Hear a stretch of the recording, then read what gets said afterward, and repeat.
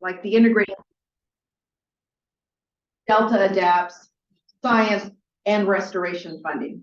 And finally, I want to give a big thank you to the host of today's meeting, and that's the United States Army Corps of Engineers, and specifically to the woman sitting to my right, Josephine Axt, who she and I actually met in the restroom. Gentlemen, I recommend it. It's a great meeting venue. And Josephine came up and said, you know, I really like to have an opportunity to host the next DPIIC meeting. And so I want to thank you publicly again for hosting us here. I think that these are great opportunities again to be able to interact. There's a lot going on with regard to the Delta. There's a lot going on with regard to climate change. There's a lot going on with regard to restoration and climate change adaptation. And so we're going to be learning a lot. Now I'm going to turn it over to Amanda Bold, who is going to walk us through a few of the logistical items for today's meeting. So Miss Amanda. I'm gonna borrow this mic. Hi, good morning, everybody. So just a few things. Bathrooms are outside, so just go out kind of where you came in. They're just right there. Sandwiches. Those of you here at the DPIIC table should have order forms, so if you could just fill that out, and it'll be $15 cash, or you can Venmo me. And we're going to go get sandwiches probably in the next half hour, so I will be following up with each of you to make sure we have your sandwich order. And then we are going to have the tour next. And so why don't I go get our tour guide? Okay. Her name is Linda, and she's been here for a long time as a park ranger, and she's very passionate about her job. So anyway, I'm gonna go find her. So okay, no worries. Well, I'm gonna take the liberty of introducing Josephine Axt again, and maybe Josephine, if you could share a little bit about how long you've been with U.S. Army Corps of Engineers, and just give us a little background. How about that? Because we had an amazing dinner last night, and I got to meet you a little bit more. But so wonderful for all those who joined the dinner last night. I thought that was a great idea you had to pull people in the night before. These meetings are full and active, but they don't always allow the opportunity like we had last night. Some nice chatting and getting to know each other. When I started with the Corps in 1999, when I first came to the West Coast, I started in Los Angeles District in 2008. We have good friends who live in Marin County, and I didn't know anything about San Francisco. And the gentleman said, well, you know the Bay Model, right? I mean, he could not believe that a Corps employee wasn't intimate with everything to do with the Bay Model. It really is a special thing, and that I'll let Linda, go over the details, but that it was able to be housed here, back, of course, before there were computers and modeling efforts in that way. There was physical modeling. So to see something like we have, however many acres, that it's covered like it is, and people can go in and really see what engineers used to do when they were looking at hydrology and hydraulics. So I think it's special. I'm so glad that Delta Stewardship Council and yourself, Virginia, just jumped on the idea and made it happen. A lot of work goes into these things. I mentioned last night that I wish we had something like you're going to see today for the Los Angeles River, because they did a similar physical model for that construction, starting in the 20s, 30s, 40s. So I'm just delighted everybody's here. Trying to think if there's anything else I could add about where we're at. Yeah, that's probably my quick overview. So that's wonderful. Well, thank you again. We really appreciate it. And yes, for those that were able to join us for dinner last night, we hope and intend to do that. Good morning, Nancy. For years, and hopefully, yes, say years to come, because I think DPIIC is going to be here for years to come. But really, the dinners the night before, we don't talk really shop, but really it's an opportunity to just break bread, have an exchange, and really talk about what's important to us, what we've seen, in the course of our careers, in the course of our lives, because it really does make a huge difference in terms of communication and connection, being able to pick up the phone and say, hey, Josephine, good morning, Tim. Hey, Tim, this is what we're doing. And we're going to get a little bit more into that later into in the agenda. But again, really appreciate all of you taking the time to come and join and be part of this important discussion here today. And I think you're in for a treat. We hope to get you out before 2 o'clock. I'm going to say 2, but maybe before 2. We do recognize that the traffic does get a little difficult. I actually stepped up to the plate and thought, you know what, I'm gonna see if I can get everybody here on public transportation. Just saying, I'm really big on that. It didn't work. We tried, didn't work. Joe, yes, she took the ferries. This morning. And I walked. It is possible. It's possible. I got up at 5 though. Oh, well, there you go. There you go. That's why people do it. Yeah. Exactly. You know, I'll mention one more thing.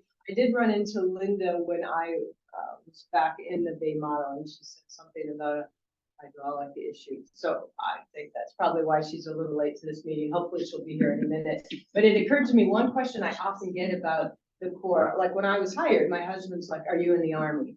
And I just thought it would be worth saying, we're what, maybe 37,000 folks in the whole enterprise. We have 3% that are actually in the Army. A lot of that is senior leadership level, the commanders of districts and regional offices in our headquarters are in the military. And then there's various aid to camps and support structure and such. I always joke I should write a book when I retire about that interface between civilian and military mindset and approach. And I feel like in the Corps, something special is created by having largely senior leadership with the civilian workforce. Oh, we have an update here. Let's see. Should I run back there and talk to them? Oh no, I'm gonna leave. I think I might know where she is. Oh, okay. So, yeah. I'll be right back. Well, Sorry. while we're finding our expert Linda, why don't we go around the room and do introductions? So we'll start to my right, and we'll start with, I don't call him Jay Ziegler, our water master. It is Jay-Z. Take it away. That it's just so glam. Morning, everybody. Nice to be here this morning. I'm looking forward to jumping in modeling later today. Jay Ziegler, the not so new Delta Water Master anymore. So. Christy Birdsong, Undersecretary at the California Department of Food and Agriculture. I'm very excited to be here. Last time I came, I brought my kids and it happened to be closed. So I'm gonna check it out for myself and bring it back. Exactly, absolutely.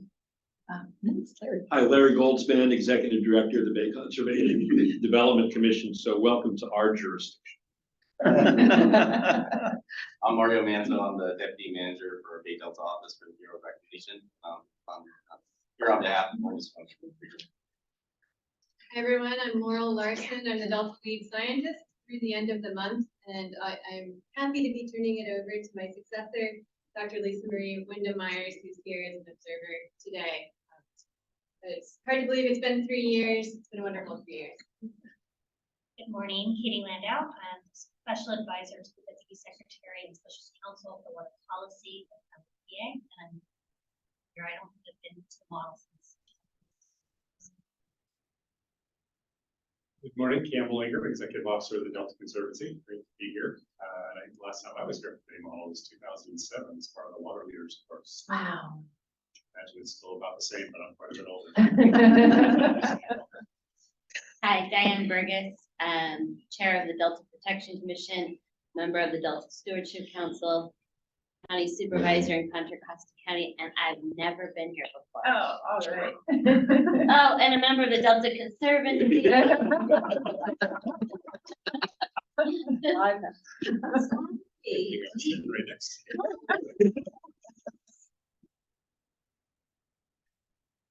Morning, I'm Nancy Vogel, Deputy Secretary for Water and Natural Resources Agency. And I think I came here for the first time more than 30 years ago as a college student. Wow. Nice. Can't top that, but Tim Ramirez, Central Valley Flood Protection Board. And when I first moved up from Southern California to finish school, I had an internship around the corner. I came up with a full 30 years. So wow. I'm looking forward to refreshing my memories. Absolutely. Josh Grover, Department of Fish and Wildlife. I'm the Deputy Director for the Business and Conservation Division, and surprisingly I haven't been here yet, but it's something that's been on the list. So excited to hear. Fantastic. We'll go back here. Hi, I'm Todd Plant. I work for tomorrow. Good morning, everyone. Steve Lumley. I'm the Director of the Fisheries Medicine. Chris Lee, Executive Officer for the Central Valley Club. And Peter Goodwin, good morning, everyone. Former lead scientist. Noe Amanda Cole, Special Assistant for Planning and Science. Morning, I'm Morgan Chow, superintendent. Good morning, Lisa Wyndham Myers, USGS, locally, and soon to step into Oral Grove. Jessica Pearson, Executive Officer of Delta Stewardship Council.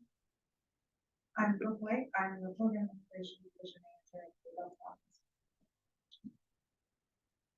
I'm Jessica Fain, I'm the Director of Planning at the. But behind you. Hi, Brittany.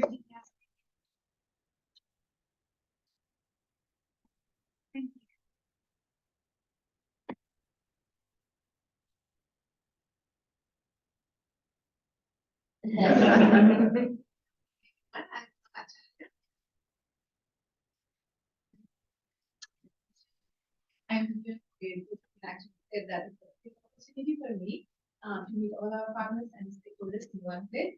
And this is my short week, it's my new so is the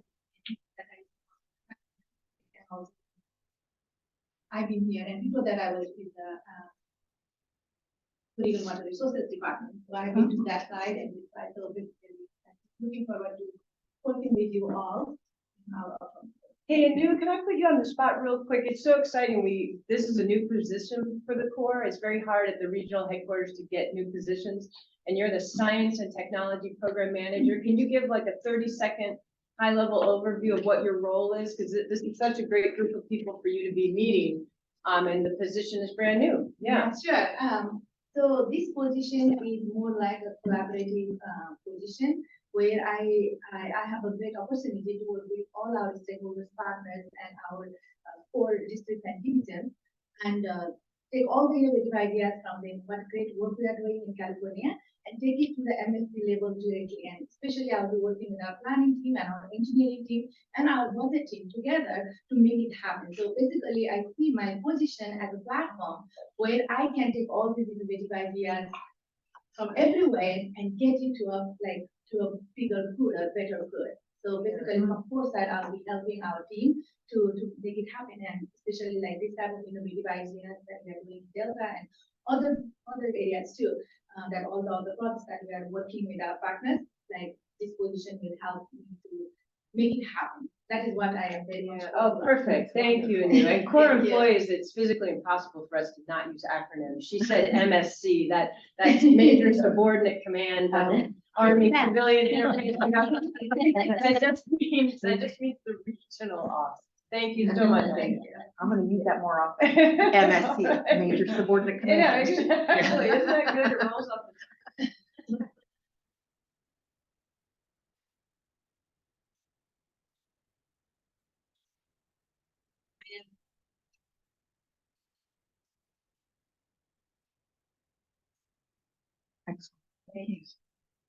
Hi, good morning, everyone. I'm Ted Grantham. I'm a professor at UC Berkeley in the Department of Environmental Science and Policy. Yeah. All right. Welcome. Great. Hi, name's Andy Boone with Delta Stewardship Council, as part of the ITT here. First time here at this visitor center here, and Awesome. Thanks, Andy. Morris Lum, one of the directors for the Recreational Waters of California and on the advisory committee to the Delta Protection Commission. Fantastic. Welcome. Barker, Office of Public Participation here. Have been here recently. I was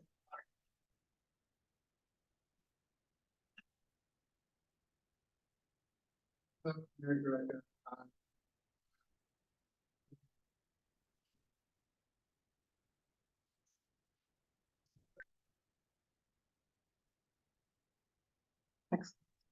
Okay, are we ready? I found Linda, and she is waiting for us just right at the entrance. We can all. Oh, sorry, we have two in, just walked in. Hi, Brandon Chapin, Legislative Policy Advisor. Hi, Kathy Marcinkevich, I'm with NOAA Fisheries, Central Valley Office. Welcome. Excellent. Thank you. Okay. We can leave our stuff here. Just showed up, so we'll start with Ellen and Kathy. Anybody else? If you could just introduce yourself. Hi, I'm Kathy Marcinkevich, I'm the Assistant Regional Administrator for NOAA Fisheries California Central Valley Office. Welcome, Kathy. Hi, everyone. Ellen Blake, USDA Assistant Director in our water. Excellent. Again, welcome. You know, obviously we all came back. I've been to this model 3 times, and I'm going to say, I think I grabbed more today. I don't know if it's because we're going to have this workshop on modeling, but I just want to thank Josephine again and Linda. Linda she amazes me. And I think because of the pressure, I think she compacted even more information at 30 minutes, which again, phenomenal job. Is there anybody that wanted to chime in on just a couple of things? And I know, Larry, you wanted to raise a couple of. Yeah, I just, if it's possible. Absolutely. As the executive director of BCDC, I just want to fill in a couple gaps. The Reaver Plan of the 1940s and 1950s was not the first time that people thought about filling in the bay, certainly, but it was the one that started making people think about the bay. And then in the late 1950s, the Army Corps of Engineers was asked by the U.S. Department of Commerce how much you could actually fill in the bay to provide for more housing for the burgeoning Bay Area and more industrial capacity. And the plan which the Corps came up with, which sits in my office and also in the BCDC library, would have turned the bay into essentially a small river ending right around Stanford University. That helped energize an awful lot of people around the bay, including 3 women whose husbands were at the University of California. And they created Save San Francisco Bay, the organization which still exists now. And they did so based upon Reaver, based upon the Corps plan, and also based upon 2 other things. The city of Berkeley had decided it was going to fill in the bay 3, 4, 5, 6 square miles because they needed space. And at the same time, the Rockefellers decided they were going to blast half of San Bruno Mountain away and fill in the bay in San Mateo County in order to provide more housing. By the way, that plan was defeated by a young lawyer from San Mateo County named Casper Weinberger. Cap Weinberger later became the director of finance for former Governor Reagan. And when the 3 ladies formed Save San Francisco Bay, they were able to convince the state legislature to pass the McAteer-Petras Act in 1965, which temporarily created the Bay Conservation Development Commission and was provided 4 years to get a plan ready in order to protect San Francisco Bay. It did so under the stewardship of Mel Lane, one of the 2 brothers who founded Sunset Magazine, and Joe Bodovitz, the first executive director, a former journalist. Mel Lane and Joe later became the first executive director or the first chair and executive director of the California Coastal Commission, which was created about 10 years later. In 1969, Governor Reagan signed legislation which made BCDC permanent. His finance director, Cap Weinberger. And Cap Weinberger looked at Governor Reagan and said, you need to sign this bill because it provides regulatory certainty for the bay. So since then, BCDC has had 2 missions. It is to limit fill to an appropriate amount for appropriate projects and provide maximum feasible public access to the bay. When BCDC was created, there was 4 miles of public access around the 550 miles of bay shoreline. That 550 miles, by the way, is equal to about half of the entire open coastline. That's how big the bay is. It's about 1.5 times the size of the city of Los Angeles. Now there are over 350 miles of bay trail open to the public. In addition, the bay is actually larger than it was in 1965 due to the reduction of fill. So BCDC really, I think, has done its job in a lot of ways. And then the thing that really opened up the bay was Loma Prieta. Because after Loma Prieta, the city of San Francisco under former Mayor Agnos finally decided to get rid of the Embarcadero Freeway. That opened up a huge swath for tourism and for San Francisco, which then allowed people to figure out that the bay is actually our front yard, not our backyard. Because historically, the bay had been the site of dumps, industrial pollution, etc. So the bay looks very different than it did prior to BCDC. And now, and I'll finish this way, BCDC has pivoted. While we are still certainly looking for more public access, while we are still limiting fill, the three ladies who founded Save the Bay rolled over in their graves in 2019 when BCDC approved a plan to encourage more fill in San Francisco Bay, specifically for habitat restoration purposes. And so BCDC has been, over the past 12 to 15 years, leading the Bay Area in its quest to provide adaptation for a growing bay. And that's why we call our free Delta Adapts plan Bay Adapt. And by the way, we're very grateful that we stole the head of Delta Adapts from you about 2 months ago, and Harriet Ross is now our new regulatory director. Thanks, Larry. Thank you, Larry. That was wonderful. Thank you for providing all that context. And again, it really does provide, again, great path for our upcoming panel discussion. Can I just quickly ask, Larry, how long have you been at the helm of the CDC? 11 years. And before that, I was actually a commissioner appointed by Pete Wilson and by Governor Schwarzenegger. And for 2 years, I was the CNRA, the Resources Agency rep on BCDC when I was director of the Department of Conservation. Awesome. Thank you so much, Larry, again. Before we start the panel, has everybody had an opportunity to take a look at the spring gathering summary? And does anybody have any edits? If not, I'm going to ask Eric if there is any public comment. Okay. Before we jump into agenda item 2, I'd like to invite our Delta lead scientist, Dr. Laura Larson, to say a few words about the Delta Science Program, and again, how we are promoting the integrated modeling, or how we've been promoting the integrated modeling over the years, and what they are currently working on. So with that, Laurel. Thank you, Virginia, and I'll just extend a thanks to Josephine as well. It's wonderful. It's been my last DPIIC meeting, and it's like that really exhibits the past and ongoing creativity of the modeling community here. As many of you know, I've been passionate about bringing different sectors of the modeling community together in ways that are truly transformative and would put California in a much stronger place to address some of its most challenging water resource and water management related issues. In the past few months, I've been working to put together an integrated modeling framework strategy for the Delta that builds on existing successes and a long-standing vision and takes advantage of the current moment. So to set the stage for our next agenda item, I'm going to present a few key elements of that strategy document here. And then later you'll have a chance to review the document, provide feedback, and hopefully contribute to the next steps. But first of all, I just want to say a few words about what I mean when I talk about integrated modeling. It's a term that I'll use in this presentation interchangeably with the term collaboratory.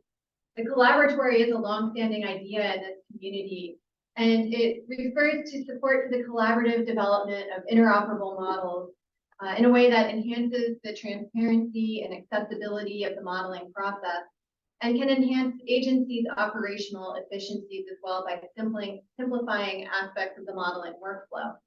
Broadly, we conceptualize the collaboratory as a set of tools, practices, and human resources that are shared and that serve the broad needs of the Delta science and management community and beyond to receiving areas. These needs have been advanced as a major priority for the Delta science community in several strategic documents and reports. Next slide. And this includes our current Delta Science Action Agenda and Delta Science Plan. I'm not going to read through these actions verbatim, but I will say that these actions also are updated versions of actions that appeared in the previous Science Action Agenda and the previous Delta Science Plan as well. And the collaboratory builds on ideas and calls to action that were issued long before these current strategic documents are published. Next, please. The strategy document contains a box that has a detailed timeline for integrated modeling efforts. This one is an abbreviated one. But it dates back to 1994 with the formation of the Bay Delta Modeling Forum, which eventually became QUEM, the California Water and Environmental Modeling Forum. I'm just going to point out a few highlights here. One is that in 2009, the modeling community put together a memo to the CalFed director and the CalFed lead scientist calling for improved modeling capabilities that were sorely needed for Bay Delta planning efforts. This led to the incorporation of calls for the development of a collaboratory in the original Delta Science Plan. And then under the leadership of Peter Goodwin behind me, a workshop was held to advance aspects of this vision on integrated modeling for adaptive management of the estuary system. The Science Enterprise Workshop later made strong recommendations to DPIIC to do integrated modeling, and at that time DPIIC expressed support for this idea, but also urged the modeling community to come back to DPIIC with more specific recommendations. This led the Delta Science Program to form the Integrated Modeling Steering Committee to really flesh out in detail aspects of the vision for integrated modeling. And in 2019, they published a series of 4 memos that includes what's now a living inventory of all the models that are used within the Delta, but then also laid out many of the technical details for best practices, tools that were desired for this modeling community. However, this set of 4 memos came out right before the pandemic, and what they really lacked was a strong champion and also funding. I now believe that the time is right to move on to the implementation phase for this vision, and this is because of 3 main developments, next slide, that have taken place through my tenure as the Delta lead scientist. One is that there is increasing recognition that state agencies need to incorporate an emphasis on equity and inclusivity in their processes.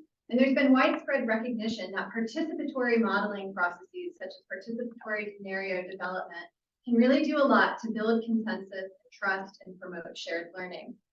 Of course, there's also been an emphasis on open science with the rollout of AB 1755. And then another new element of this vision that's quite timely for the moment is that I'm proposing a governance structure for this collaboratory. Another thing that is a recent development is a major investment by the legislature via the UC system in integrated modeling for water allocation planning, which you'll hear a little bit more about in the panel. And this was matched by investments from NOAA, the Metropolitan Water District, State Water Resources Control Board, DWR, and the Delta Stewardship Council. So there's a strong initial investment to be leveraged, but one that does require long-term support. And then we've also seen over the past few years just high frequency of extreme events. We had an extended drought condition that was unprecedented. We saw an extremely wet year that required really fast planning for flood operations. And then we've also had a major harmful algal bloom event. And couple that with the rollout of major policies, such as the Bay Delta Plan update and the voluntary agreements. And at the same time, we're also seeing increased public attention to models, such as the audit of DWR's models, which I just think, and it underscores the fact that there's a lot of public awareness of how models are being used. Next slide.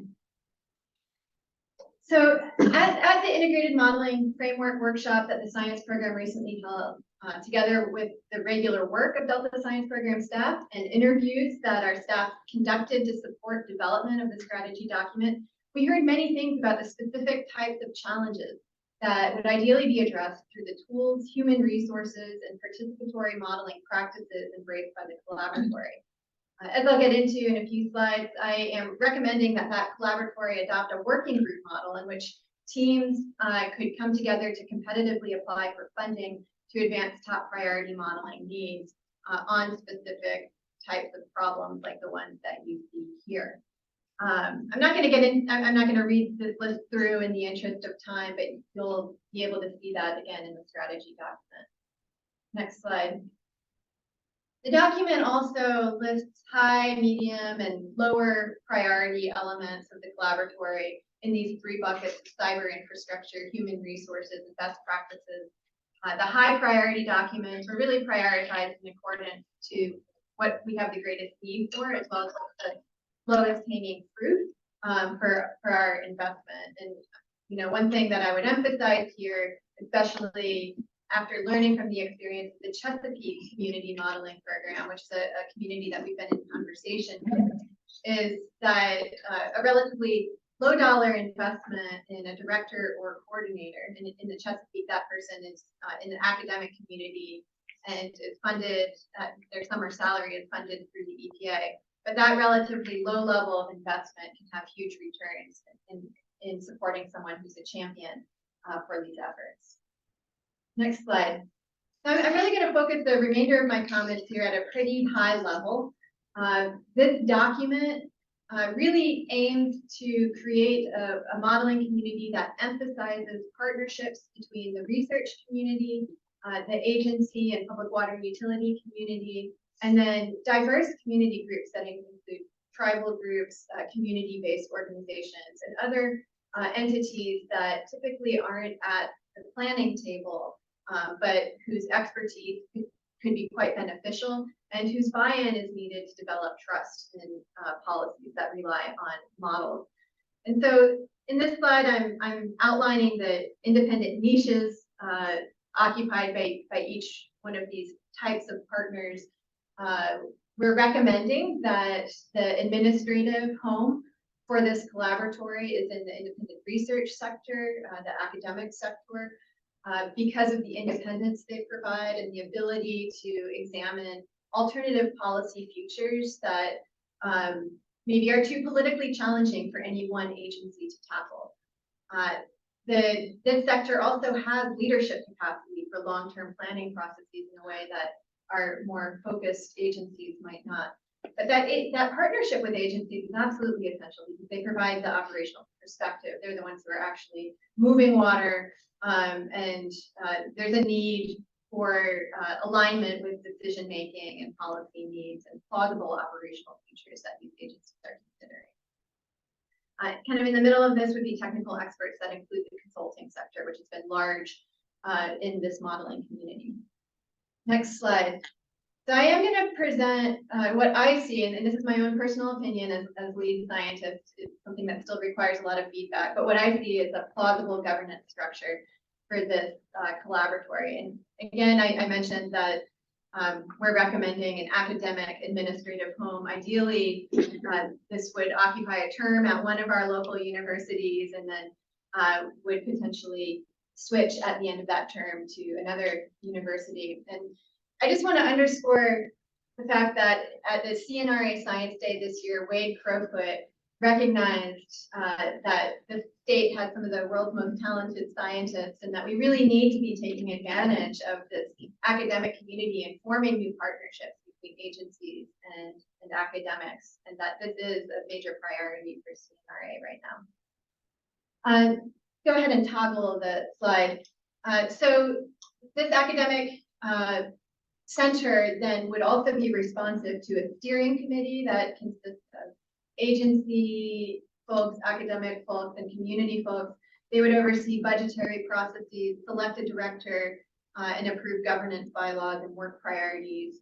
Go ahead and toggle it again. There would also be a technical advisory committee that would review working group proposals and products, advise working groups, set priorities for modeling needs, and charter or conduct model reviews and synthesis workshops. And then finally, go ahead and toggle it again. Much of the work of this collaboratory would be done by these working groups that are advancing progress on specific issues that are in the science action agenda or are priorities that are set by the technical advisory committee. Next. So how do we get to this point? So one of the things I'd like us to explore in this panel today and in the discussion afterwards is whether DPIIC could be a body that would help develop a long-term funding mechanism for this collaboratory. They would ultimately select the initial director or coordinator of the collaboratory and then work with the director to develop governance bylaws. And at that point, the steering committee and technical advisory committee could potentially be formed and the collaboratory would become a little more self-sufficient without the oversight. The Delta Science Program is also well poised to step up as a major coordinator of this collaboratory. They could also potentially assist with ongoing model and or proposal review. And as one of the independent funders of science in this community, could potentially catalyze the development of tools for which it can be challenging to find funding elsewhere. And then last slide. In terms of the strategy document, what to expect is eventually we will be circulating the draft strategy document, and I would appreciate recommendations of your staff members that we should be sharing this with. But we're eager to get feedback on these recommendations from DPIIC, from the ISB, from potential academic partners, and from the public as well. Ultimately, we hope that DPIIC will endorse the strategy document. One possible mechanism for DPIIC to engage with this would be to reconvene a work group like the Delta Agency Science Work Group, or there's also the possibility of forming a new type of work group to come up with a funding plan and take the next steps. And then the Delta Science Program might be available to coordinate the efforts of that work group with the broader community. So that brings my presentation to a close. Great, thank you. Panel. Thank you, Laurel. Thank you so much for setting the stage. We will now move on to our distinguished panel that will be discussing, again, integrated modeling, titled Building on the Past and Launching the Future. And I'd like to introduce at this time Dr. Peter Goodwin, who I had the good fortune of being able to spend a little time with him last night, who will be moderating this important and timely panel. Dr. Goodwin, as he introduced himself earlier today, is a former Delta lead scientist and the initiator of the Delta Science Plan. More recently, Dr. Goodwin was the president of the University of Maryland Center for Environmental Science, and we are very fortunate to now have him as a Californian, as he has now moved to the West Coast. Dr. Goodwin is now retired, so he says. I don't believe it. And again, living here in California. Thank you again, Dr. Goodwin, for your good efforts and past and present and hopefully future. Thank you, Chair Dueno, and good morning, everyone. It's a pleasure to be back, and thanks for the invitation for you once again. I'm going to just make a very brief introductory remarks and then introduce the panelists, and perhaps we'll, with your permission, Chair, we'll hold most of the questions unless there's something very urgent to the end of the panelists' opening remarks. And if we can go perhaps to the next slide. I would just like to acknowledge the efforts of Dr. Larson and the science program. They're really good at listening and reaching out and engaging, and just putting together that history is going to be a remarkable document, as well as then taking those ideas that from the last 30 years to see what can actually be achievable in the environment and the opportunities that are available today. Because if this vision can be achieved, the opportunity to accelerate knowledge discovery and really support the efforts of your scientists and experts and make that information understandable and usable is quite remarkable. So we certainly look forward to that document. On this slide, I just put some of the other national efforts that have gone on in the last decade. And so this isn't new. And the reason for putting these slides up is there's been Californians leading and participating in all of these initiatives. So the depth of expertise within the agencies and within the universities are very, very deep. And if we can go to the next slide, I just put some quotes here. E.O. Wilson, the very famous ecologist, who described back in the late 70s, we're drowning into information, but we're not spending the time for synthesis and to understand what that data means. And of course, this problem has just expanded over the last few decades. The famous mathematician that developed the algorithm when you go to use your cash machine or your cash card anywhere in the world really was a very, very deep thinker. And after he passed away, Microsoft put out the famous book, The Fourth Research Paradigm, that captured, after experimentation and then theory followed that and computer simulation. how we manage and deal with big data is really the full paradigm. And now, of course, we're in the era of AI. Many of your engineers and scientists have been working with artificial neural networks and genetic algorithms for many years, really since these fields emerged. So we have deep expertise. And I couldn't help resist the temptation to go to ChatGPT, and I said, what should I tell the DPIIC about data? Tell me 3 points and write it in the style of David Attenborough. And what it came back with was data integration and access, predictive analytics and modeling, and workforce development. So all of the things which are right under the science programs efforts. Just 2 more quick slides. The next slide that I put together here, I took from a work at the National Science Foundation in the early 2000s, finishing in about 2010. And Alan Blattacke, who at the time led the Cyber Infrastructure Initiative at the NSF, working with other agencies, produced this graphic. And they noticed that in 4 centuries of science, the amount of data used that was pretty much constant, 1,000, 10,000 data points. But in the last 4 decades, we've moved to petascale. And how we adapt and keep up and use that data so we don't have different groups using different data sets, different sources of information to reach different conclusions. And so that figure that was put out in 2012, and in 2022, that was where NSF expected us to be. And you can see the huge increase around 2 issues. One is genomics. And of course, when we look at the delta, it tells us not only what's there, but how they interact with each other and how species might adapt. And the link of that to big environmental data and climate, of course, was captured. And what this slide also shows that nationally we have the supercomputing network to address these issues. This was anticipated by the federal government. Next slide.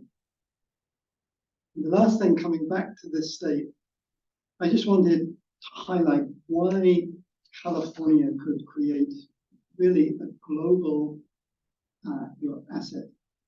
According to the Chinese government, you have 6 of the top 25 universities in the world, period. The workforce and the elected officials reflect this higher education asset. People come in from out of state, they're competing with the very best. There's a consistent commitment to science-informed policy and management right across the board. And there's a very mature community over the last 2 or 3 decades that links agencies, NGOs, utilities, and of course the universities. And we have organizations like the Delta Stewardship Council that is set up specifically to work across the boundaries between agencies. So with that, the science program, we can go to the next slide, has pulled together this panel of people that just have incredibly deep experience in organizing science to guide policy and management decisions. Next slide. Dr. Cellino received his PhD in environmental science from the University of Massachusetts, and I'll read out the panelists in the order that they are going to make some opening remarks. His technical expertise is in experimental design, analysis, and statistical modeling of systems. You will see systems come out time and time again with these speakers. He was a recipient of the prestigious NELS Fellowship from NOAA. He also held a policy fellowship with the Council on Science and Technology here in California. And currently he is the senior policy consultant for Speaker Repass. Our next speaker is Dr. Grantham, who is a professor of extension at UC Berkeley. He received his PhD from the University of California, Berkeley, and I would describe him as an eco-hydrologist with a lot of experience in climate risk analysis. And he's known nationally for his systems approaches to large ecosystem studies. And most importantly, he led the University of California System Initiative co-equal that you'll hear about. That's a remarkable proposal that pulls together multi-institutions and multi-disciplines. Our third speaker will be Dr. Lindley, who received his PhD from Duke University in biological oceanography. He currently serves as the Division Director for Fisheries Ecology at the NOAA Southwest Fisheries Science Center. He's remarkable in that his interest links landscapes and seascapes and ecological modeling. And the program he has developed, as I've seen, has gained international recognition for the innovation they brought to these complex questions. Our fourth speaker is Dr. Louise Conrad. By training a fisheries biologist, a PhD from the University of California, Davis, and like the other panelists, her interests and responsibilities exploded exponentially. She's led efforts on recovering floodplains, ecological functions, and addressing impacts of droughts. She's worked in the Integrated Science and Engineering Division of the Department of Water Resources before moving across to be the Deputy Executive Officer for Science at the Delta Stewardship Council. And currently, she's the lead scientist for the Department of Water Resources. And finally, and certainly not least, Dr. Holland will talk. He has received his PhD in population biology from UC Davis. He was also a science fellow with the California Council of Science and Technology. I'd like to divert and just point out the value of these fellowships in taking the very best scientists and showing them these career directions on the policy end. He currently serves as the Environmental Program Manager for the Bay Delta section of the State Water Resources Control Board, and also worked at the Stewardship Council for a brief period. So we have a very eminent panel here, and Dr. Chelina, please take it away. Good morning, everyone. My name is Keith Chelino, and I work for Speaker Robert Rivas in the California State Assembly. And I'm an advisor to the Speaker on all things water, parks, and wildlife related. So things relating to the Delta certainly fall within the portfolio of things that I work on. And as was stated, I have a background in science, but I'm maybe the imposter here on this panel, because I am very squarely in the policy realm nowadays. And I've been in the legislature for about 6 years now. And you know, my role I view as being a connector and a translator of science for officials working in the legislature who, for the most part, do not have science backgrounds. We do have some engineers, we have some doctors, but I think the scientists that were in the legislature when I started have either termed out or retired. So hopefully we can get some more. There's a few, but hopefully we can get some more in the future. But as a result, you know, the highly technical, complex situations that you are exploring and talking about and trying to come up with solutions for are things that need to be translated into a way that elected officials can understand them and move things forward if there need to be any policy solutions to address those things. And the legislature, I think, really does believe in science-informed public policy. And that's not to say that the science will win the day every time, as I'm sure some of you know in some of the fights that you've had. But particularly in the areas that I work in, water management, the status of species, climate change, all of those things need data to inform the decisions that are being made. And that was really shown in 2022 when the legislature sent $180-something million to the University of California Office of the President to address climate-related issues. And some of that funding was given out earlier this year, about $80 million of that, and some of that came to the collaboratory. And so, you know, this collaboratory is really an example of some of the priorities that the legislature has to expand equity and to address climate issues and pull in folks who bring them to the table, or bring the table to them, actually, right? There are people that are not involved in decision-making every day, but these decisions that are made have a real impact on their lives. And so I think that really is something that the legislature is focusing on in terms of addressing climate change, but making sure that we are bringing everyone along when we're making those decisions. And I'll just say, when the grants went out, the governor stated that we were harnessing the ingenuity of our world-renowned universities and people to deliver climate action across our state. And that really is something that I think the governor and the legislature have been working on very closely. And a couple other things I'll mention, I think the collaboratory, we know that issues in the Delta are difficult and it's hard to come to a consensus often. But I think the collaboratory is really focusing on developing workable solutions among disparate parties. And that is something that if you bring that information back to the legislature, has a lot of appeal because you know that you've reached out to many folks, you've had a lot of collaboration and conversations, and something that it's a lot easier to move forward, I think, once you've done that groundwork and that truthing. And then kind of at the end of the process, I know we're just kind of at the beginning, but what is beneficial to legislators and something to think about as this moves forward? I think that reports are great, but often recommendations in those reports are even more important because the chance that a legislator might sit down and read a very, very long report, some will, but I think the recommendations are going to be the thing that draw them in. Is there a solution here? Is there something that we can advance? Or what is the best bang for the buck? And so recommendations in a report are great. One-on-one outreach to interested legislators. It takes a lot of time to get on their calendar and to have that meeting set up. But I think they really appreciate taking the time to brief them on things that are of interest to them. Reaching out to staff as well, because staff will often be covering certain topic areas and will be sort of the elected officials expert in certain areas. And it's great to bring them along with you and inform them about what you've been working on. And then we can also help with larger briefings for larger sets of staff.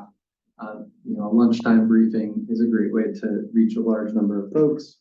And of course, fact sheets, executive summaries, visuals are always really appealing. So those are my thoughts, and thank you for having me. Thank you. Thank you for your comments, Dr. Chelino. What a great segue for Dr. Grant. Hi, everyone. I do have a few slides. I don't know if you can pull those up. Yes, thanks for the introduction, Peter. Again, Ted Grantham. I'm a professor of cooperative extension at UC Berkeley in the Environmental Science Policy Management Department and the principal investigator on a new project that was supported through University UC's and Climate Action Initiative.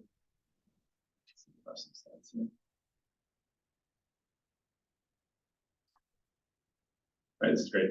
Yeah, thanks. So I just wanted to provide just a quick background on our project, we call Co-Equal, the Collaboratory for Equity in Water Allocations.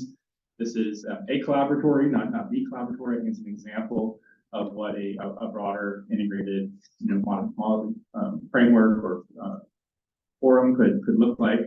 And this was really enabled by an historic investment by the state of California to advance the research needs around climate action priorities expressed in various state documents. This investment was really unique in that it basically provided opportunities for California researchers to do this applied research, and it really put a significant emphasis on the needs of vulnerable communities, of course, in communities that are affected most by climate change. It's a very ambitious in its scope in terms of trying to produce actionable results in 2 years. And I'll just note that we were one of 38 projects funded under this grant program, the total award of $8.2 million. And so this is going to be a high intensity, short-term effort that we hope will really provide a foundation for future work that builds on this collaboratory model. Next slide. The overarching goal of our Co-Equal project is to democratize water information and water decision-making in California. And we're going to try to do this through the development and sort of leveraging some existing tools and further advancing these water planning tools.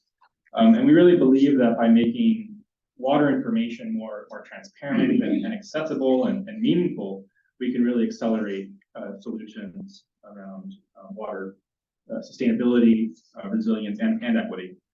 So these listed here on the right are the specific aims of our project. I'll talk about these in a bit more detail, but first we're going to be developing a library of alternative water allocation scenarios which represent distinct climate and operational futures for the state. We're also going to be implementing a structured decision-making process to explore 3 particular management issues as use cases. These are sort of similar to the working group concept that Dr. Larson introduced, and we're going to be focusing on delta salinity management, drinking water access for disadvantaged communities, and salmon population recovery.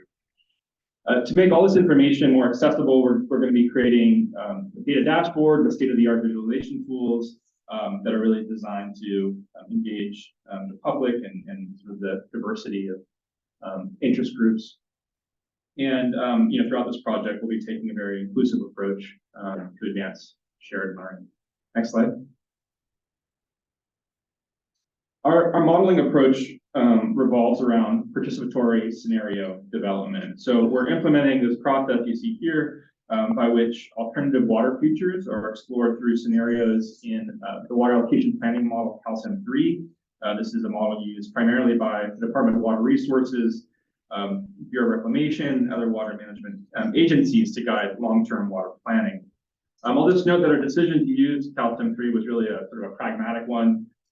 Given the short-term sort of nature of this project, we wanted to take a tool that was already in wide use by multiple agencies, that was already sort of a trusted product. But I just wanted to note that our design of this project and the different modeling components is sort of modular by design, and our goal and sort of long-term goal is that we will create a framework that would allow different models to be implemented, based on the needs of users.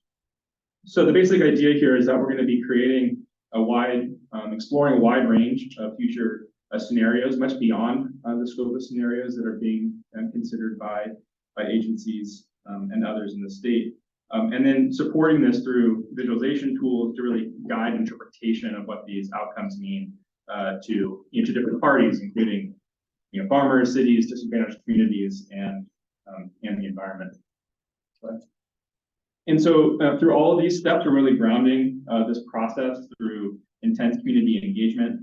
And our intent here is really to, I think, enhance our understanding of how alternative decisions might unfold in the future, and really broaden perspectives of how the system might perform under alternative operational and climate states. Next. So a key product of this effort will be a library of scenarios that represents, I think, a much broader range of alternatives that is currently considered, which I mentioned. But then we're also going to be performing a more in-depth analysis of these specific management issues of concern, which you see listed here, related to delta salinity management, salmon recovery in the Sacramento River in particular, and drinking water access. And so the idea here is that we're going to have this sort of structured approach to explore these alternative scenarios, running these scenarios through the CalSim where necessary, linking them to models that basically translate water allocations into indicators that are more meaningful, like the salmon population response, or access for drinking water, or ag cropping patterns and economics, for example. This will really enable us to evaluate trade-offs in ways, I think, that are much more nuanced and potentially meaningful for different user communities. And we hope that through this process, we'll be able to really identify novel solutions for adaptation that could guide us forward in California water. And I also know that the exploration of these particular topics will also serve as models for potentially exploring other issues of concern. So this is the idea of sort of a working group that Dr. Larson introduced earlier today. Next slide. This is the group of entities that we brought together in the proposal process. So the core sort of academic partners include representatives from nearly all of our UC institutions. We have colleagues at Sacramento State, CSU Sacramento that are part of this, as well as California Institute for Water Resources, which is part of the UC Ag and Natural Resources system. Our team includes social scientists, climate scientists, ecologists, engineers, data scientists, et cetera. But I think what really makes this project unique are the partnerships that we formed with this really broad diversity of organizations and agencies. And again, I'll just note that we're really actively working to expand the representation of diverse perspectives, particularly those that have not had a seat at the table in water decision making, especially tribes and disadvantaged communities. So, I mean, as you can see here, we do have pretty solid representation of some of the agencies in this room, but not all. So I just want to extend an invitation to everyone in this room and those online to reach out. And if you have an interest in participating in this project, we want all to be involved who have an interest. Next slide. So the actionable outcomes we aim to deliver in 2 short years will include new data products, like a data dashboard that captures this library of future water allocation scenarios. We'll have decision support visualization tools that allow us to sort of explore what those scenarios mean in more meaningful ways, particularly with respect to access to water, the economy, environmental conditions. And really, the goal here again is providing this information that's really difficult currently for the public to engage with in a much more direct and accessible way. And we also again hope our work on these specific use cases will serve as a model potentially for addressing other issues of concern in the future. From my perspective, I think the most important potential outcome of this work will really be the new networks that we form across these university, academic, and community partners that are working together and sort of building a shared understanding of how our system works and where we might go in the future. So of course, this is a 2-year project, and I'll acknowledge right away this is quite ambitious in what we're trying to achieve. But I think what I see as an opportunity is really to create this foundation for what this sort of collaboratory could look like, that a model that supports much broader participation in water decision making and in identifying solutions for climate resilience specifically, but also for advancing equity and sustainability in water management. So thank you. I'll stop there and maybe we can take some questions in a bit, but that's my overview. Thank you, Dr. Grantham, and a great example of the possibilities. So our next speaker will be Dr. Linley, who also has an example to talk about. Yeah, good morning again, everybody.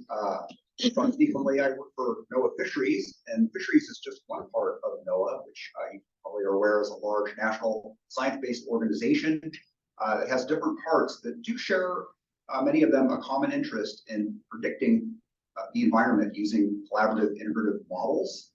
These things range from climate, weather, hurricanes, space weather even, and in my case, fisheries and the communities that depend on them. And more recently, so NOAA's been doing things like that for many decades, but more recently, there is this coalescing interest in helping communities of all kinds become more resilient to climate impacts. In my case, that is to do with fishing communities and coastal communities that are based on those. So I was probably asked to talk to you today because of my role in leading the development of something called the Winter Run Life Cycle Model, which is a system really of models that are integrated that link climate, hydrology, hydraulics, habitat, salmon population dynamics, and increasingly human dimensions together in a way that allows us to make predictions about how salmon populations, especially winter run salmon, will respond to things like changes in the long-term operations of California's water projects. And this has been a decade of work with investments of time and money from many collaborators and agencies. Many of you all have chipped in at various times on this. And it has been successful in its original mission to be able to make these kinds of predictions about salmon populations when we're asked to evaluate a handful of scenarios. And it's opened our eyes, and I think others as well, to the possibility of models like this to do much more than that. But to do that, we really need to become much more efficient and agile and fast at the application of models, because there's a much more that can be done. And that's why I'm so excited to be part of the Co-Equal project that Ted just talked about. That's going to allow us to really accelerate by maybe several orders of magnitude our ability to analyze these scenarios that are going to be in this library in this case. And what this will allow us to do is, rather than just say whether one or a couple alternatives to the status quo is better or worse, to actually define whether the proposed strategies are foregoing benefits either to people, to water uses, or to the salmon populations. And ideally, our decisions would be among alternatives that are on this efficiency frontier, so that we're not foregoing any benefits. And just by a sort of ad hoc scenario analysis, it's not at all clear that we're looking at such alternatives. But to be able to do that, we need to be able to run this model not just 10 times, but maybe 1,000 or 10,000 times. And that's just not practical with where we're at right now. So co-equal is going to allow us to really jumpstart our ability to be able to do that. And that's why we're investing our own money and people into this project as part of this collaboration.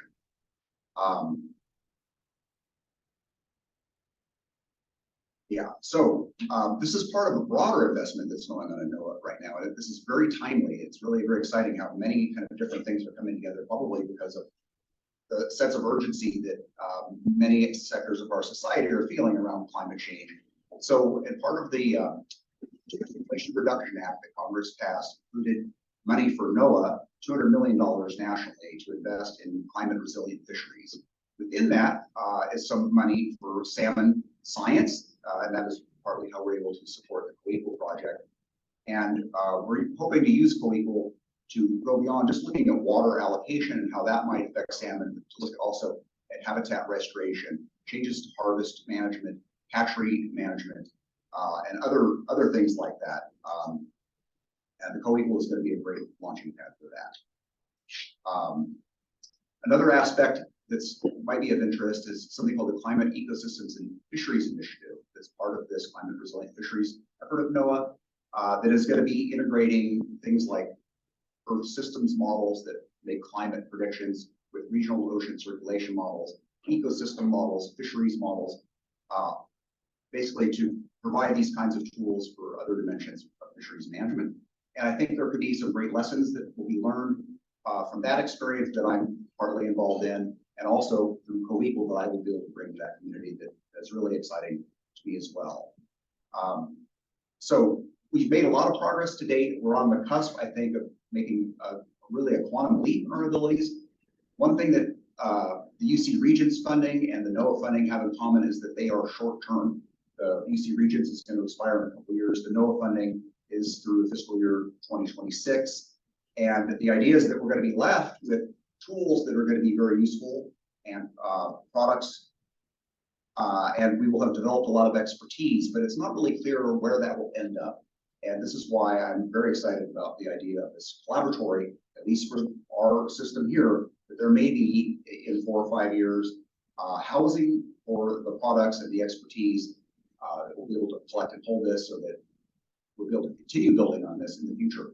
Because the management of the Delta is going to be, it is a long-term experiment. The need for these models is not going to go away in our lifetimes. We're going to need more of this. And NOAA can't do this by itself. We need collaboration and partnerships.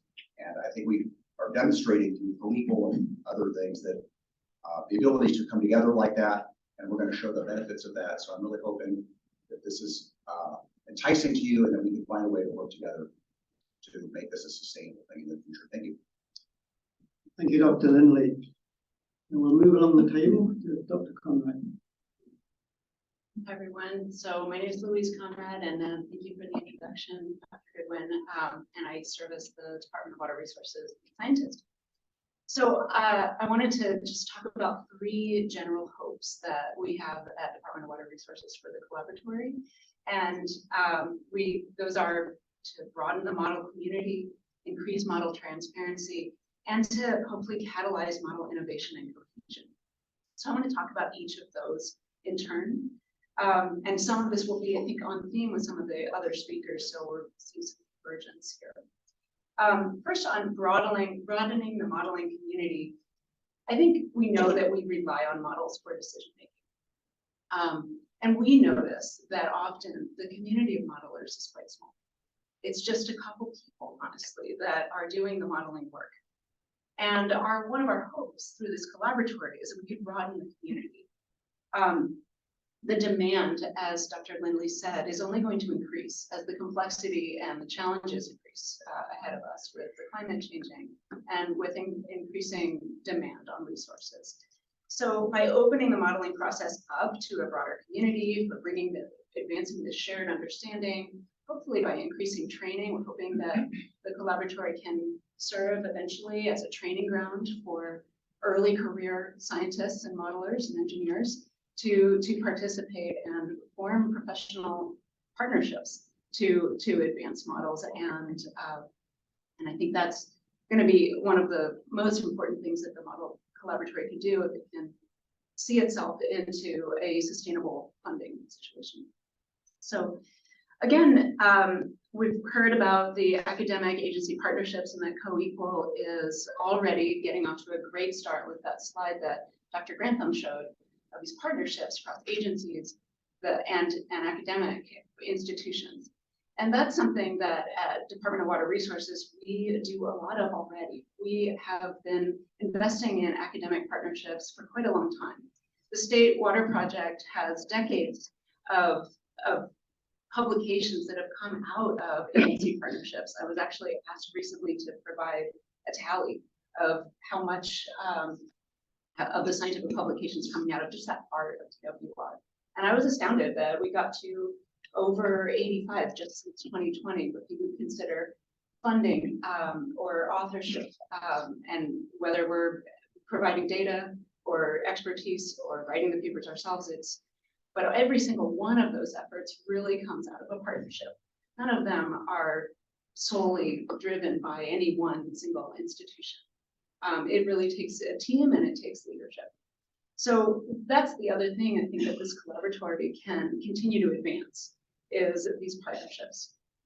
And we hope that through this broadening of the community that there can also be a broadening of the topics that are brought into the modeling work. So for example, the human dimension of some of the management actions and trade-offs and climate scenarios that we are faced with. How can we advance the breadth of the types of trade-offs that we're bringing into the decision space? So that's about broadening the modeling community, and I think that goes in line with the second hope for advancing transparency and that shared understanding. So this is something that I think the modeling community is working on a lot through a lot of leadership, through the Stewardship Council and that integrated modeling framework that Dr. Larson gave us a great history on earlier. We've been thinking a lot at Department of Water Resources about effective science communication and moving away from the old model of putting a sage on the stage and let's have everyone listen to an expert. And we're really interested in effective forms of communication where we can come together to a shared understanding by speaking with community, diverse interests that maybe we haven't been typically engaged with, to really have more dialogue and less talking at folks. So that's something that we've been thinking about a lot. And then finally, a major goal I think that we've heard about already is that this is an opportunity for innovation. And of course, that's going to rely a lot on the partnerships that are formed. But I think it also needs to, in advancing the whole space of the modeling. So I think it was one of the previous slides Dr. Larson had slides on the types of other topics, invasive aquatic vegetation, harmful algal blooms, predator management. These are all aspects of the Delta that we need to think about a lot. The next 2 days, there's going to be the Delta Independent Science Board is holding a 2-day workshop on predator management. Models are going to come up again there on how do we manage these, what are the trade-offs? Again, there's a human dimension to predator management in the Delta as so much of the recreational fishery. There's a lot of livelihoods that are associated with the very predators that we may want to manage for ecosystem purposes and listed species. So it's a lot of considerations, and we hope that through this this space, this can be a creative space where there's not necessarily a strict regulatory timeline or specific topic that has to be advanced for a decision that needs to happen an X time. It can be a place where there can be space for bringing in alternative viewpoints, other interested parties, and talking in a transparent way, and then advancing the skill and capability across the community. So DWR is supporting these participatory modeling efforts, including with our climate action coordinator for the State Water Project, Dr. Andrew Schwartz, is one of the collaborators on the co-equal. We are also engaged with the Delta Science Program's Salinity Management Workshop Series, and look forward to continuing the efforts in advancing a participatory framework, and really looking forward to seeing where it goes, and hoping that through this increased shared understanding, we will also see even more modeled cohesion in modeling approaches, so that we can again make progress faster in a space of increasing complexity. Thank you, Dr. Conrad. We'll now go to the final speaker, and this is probably going to test our technology. So, Dr. Holland, are you with us? Yes, I am. Can I get confirmation that I'm coming through? We hear you very well. Okay, great. Thank you, Peter. My name is Matt Holland, and I'm a program manager in the Division of Water Rights at the State Water Resources Control Board. And I should also say that I'm a member of the Co-Equal Advisory Committee. So first of all, I want to thank DPIIC and the organizers of this panel for including me in the conversation, and to say I appreciate being able to participate remotely under the circumstances. I came down with a bit of a bug, and I don't want to share it with all of you. With that, and more substantively regarding the Co-Equal project, I was asked to speak a bit about the State Water Board's interest and hopes for the project. So at the risk of being a little too simplistic or glib, I think it's fair to say that the board's interest is that the project succeeds on its own terms, and that likewise we hope that it does. And of course, that deserves a little bit of elaboration. So I'm going to make some observations that aren't fully original or anything, and some of them have been alluded to by previous speakers. But first of all, water management agencies carry out a lot of modeling and analysis exercises to support our ongoing planning efforts. So among the agencies represented here and on the Co-Equal Advisory group, this includes water quality control planning efforts, such as consideration of updates to the Bay Delta Water Quality Control Plan, as well as Endangered Species Act consultations for a bunch of purposes. And this includes, for example, long-term operations of the CVP and State Water Project, as well as construction and operation of new storage and conveyance facilities. And of course, all of those new storage and conveyance facilities are subject to State Water Board authorities related to water quality and water rights. So each of these efforts has its own legal underpinnings and goals, and each of them is looked upon differently by a wide range of stakeholders. And that wide range of stakeholders includes some very technically sophisticated stakeholders, but it also includes many who lack the resources to engage deeply with the technical aspects of the various efforts. Added to that, among all of these processes that are ongoing, there's enough technical information produced to overwhelm even the most well-resourced and technically competent organization. Even so, that's the kind of scope of scenarios that are considered in all these processes probably aren't adequate to support planning for the longer term challenges of climate adaptation and California water management. And they don't comprehensively inform the public about the full range of trade-offs included or involved in the broader policy conversation that we need to be having in California water. And then finally, many members of the public look upon all of these agency-centered efforts with suspicion. So even when reasonably big questions get asked and addressed, there may not be enough trust for a productive conversation. And this lack of trust compromises the public interest in achieving equitable outcomes in water management. So fundamentally, my hopes for this project, and I think they're shared by the board generally, are that it succeeds incredibly and transparently evaluating a broad range of scenarios for water management actions in the watershed. And this is going to require substantial technical capacity, So it's truly challenging to model scenarios that are very different from the base case of a complex hydrology and operations model, such as CalSim-3. This is going to be even harder with a broad range of climate scenarios driving that hydrology. It's going to require a willingness to model a range of policy options that many stakeholders will find objectionable in one way or another. This is going to require robust stakeholder involvement, ideally including some iteration on the more challenging scenarios to ensure that the stakeholders' interests are captured, or at the very least, it can be made clear why it may not be possible to do so. So ultimately, I hope that this project results in public buy-in on a credible set of scenarios that can, and supporting analyses that can at least serve as the seed for a longer-term policy conversation regarding water management in California in the face of climate change. So credibility in this context is going to require success at the most fundamental level of this project, which is to engage the public in both producing the model scenarios and understanding their implications for water management. And then finally, as others have commented, I hope that this is going to result in a meaningful step toward the collaboratory vision that Dr. Larson described prior to this panel. A common set of accepted tools that can be straightforwardly and credibly applied to a broad range of scenarios would greatly enhance our planning efforts. And of course, those individual planning efforts are going to continue. They'll be necessary for our agencies to fulfill our mandates and pursue our respective missions.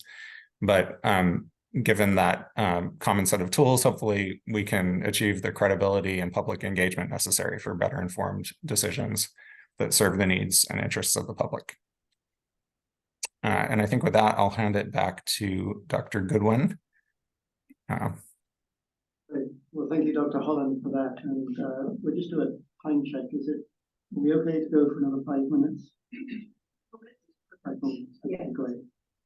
So after those presentations, you've heard from a very broad range of some of the activities that are going on, as well as some of the challenges. So I just open it to members of the committee. What are your questions? Yep.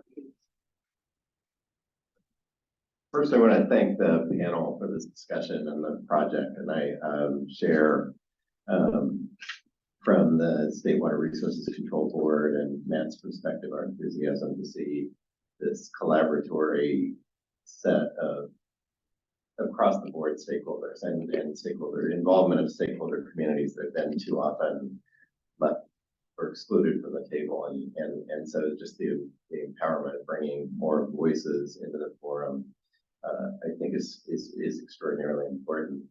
I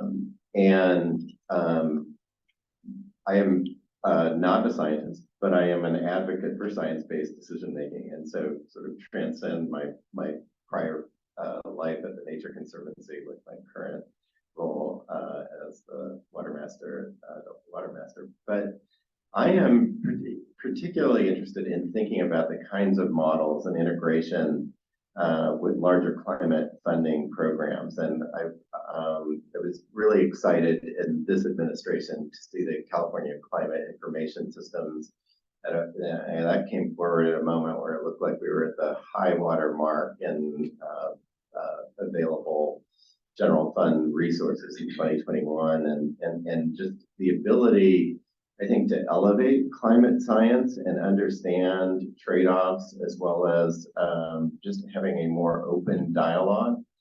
And one of the reasons I was excited about that forum is it really offered an opportunity, I think, to elevate and objectify science, and then bring agencies and departments in to apply that science in a decision-making construct. And I wonder if the collaboratory is giving thought to how it might integrate on a sort of delta ecosystem, a multi-objective management framework, in thinking about how we might develop sustainable funding for a broad science information platform that identifies the full spectrum of California climate risks, from flood, fire, sea level rise, drought, and the island effect. Just hit a few taps, and I'm curious whether the panel and Dr. Larson may see an opportunity kind of think about a construct that is even perhaps bigger than this scope of work in order to succeed in finding a sustainable funding model. That's one thing to trigger that first and then. Yeah, there's a lot to that Yeah. question. I mean, so there's the technical side of things. Like, do we have the response kits? I guess I'm optimistic that we have the technical tools, and I think the conceptual frameworks, I think, to create this sort of multi-objective visualization sort of decision support tools, but the funding models, maybe I'll have my. I mean, I'll just say that I think getting creative for future funding is probably a smart way to go, particularly because of the budget scenario this year and what we're anticipating for next year. Who knows what the future looks like, but finding ways to tie in with broader climate modeling and climate objectives would probably be a great way to go. If I could just add a note to that, I think one of the beauties of the concept of the collaboratory is multiple agencies, multiple sources of funding from a research perspective with NSF. And also we shouldn't forget big philanthropy that's really funding a lot of these kind of issues. So I think it's creating this community, as Dr. Larson said. You have something to add? Just one thing to add is one thing that we haven't thought about too much yet as a science community, but maybe should, is partnerships with private industry, like the insurance industry, which would be interested in these tools and what they would say about future disaster risk. Yeah. I'll just echo the thanks for putting this together. Really valuable. I want to also thank Jay. He's the first person to mention flood, since that's in our title. I'm going to try to stick to my narrow interest of the board and not my broader interest in all the things you talked about. But I feel like you're test driving the framework that you put up at the beginning, the governance model, right? That's what this sounds like to me. And so I'm wondering if that's true and how you feel about the test drive, because I know historically there's always been and there always will be this inherent tension with the folks that have the funding and the people that make the decisions. And the proposal was to shift it almost entirely to the academic side. And it sounds like that's what's happening now. And there's some history here with Chesapeake, which I'm also interested in. But if you could just speak a little bit to if that's an accurate assessment, and then how you feel that might turn out, and if there's things that we should be thinking about now that would help inform the test drive. Yeah, that's a great question. I think it is fair to say that this is a test drive. We've got an academic-led research project that is being executed very much in partnership with agencies. There is an advisory council that has diverse membership that covers the academic, agency, community trifecta. And then there are also technical advisors to the use cases that are similarly diverse. And so it is a similar model. It's not the exact same model, but it is similar. And in terms of like what we need to be thinking about now, I think one thing that would be helpful to hear from DPIIC is how to best accomplish that coordination with all the DPIIC member agencies. What is your perception of best strategies for communication of results? And if there are things you would like these teams to be considering, we basically need to create those opportunities for coordination. So yeah, I think deliberate thought around coordination and information sharing will be critical. It's a great point, and though we are out of time, but in terms of the chat, did you have a question, or should I bring things to the close? You can, but I just wanted to chime in on a couple of things. And I think all of you in some way or shape or form touched on the issue of communication. I think all of you. To Dr. Cellino, I think it was key when you mentioned, the legislature needs to be involved. They need to be more informed. We need to do a better job of engaging with the legislature. They are the policymakers. They are the ones that are making decisions. And key for me was, yes, you can provide them the report, but give them, again, the recommendations, what you see are the potential solutions. Dr. Conrad, you talked again about more effective science communication. And again, it's how do we broaden that discussion? And we know that there are going to be projects that are going to be coming down the pipeline. And this collaboratory is, for me, demonstrating how important it is to effectively communicate science that people will understand, because that will formulate, again, the policy decisions that are going to come. And if you have a better engaged community, science community, academics, community, stakeholders in the community, that is really going to help formulate, if you will, how these decisions are going to be better funded in the future. And we're all fighting here for dollars and cents. So just wanted to put in my 2 cents. Now I'll let you wrap it up. Can I add to that? Absolutely. As an elected official, and as somebody that worked in advocacy for many years, trying to get people to care so that they want that investment, our elected officials not only need to be informed, but they need to be prepared to speak about it so that they can make the people they represent care. And so the whole idea about trust and science coming together and including people that didn't have a voice establishes that trust. But I do think what you just said, the communication, getting people to understand not just their relationship with the Delta or the Bay, but understanding the whole system and being able to understand that, that helps bring everybody together to commit to the solutions that we're ultimately modeling.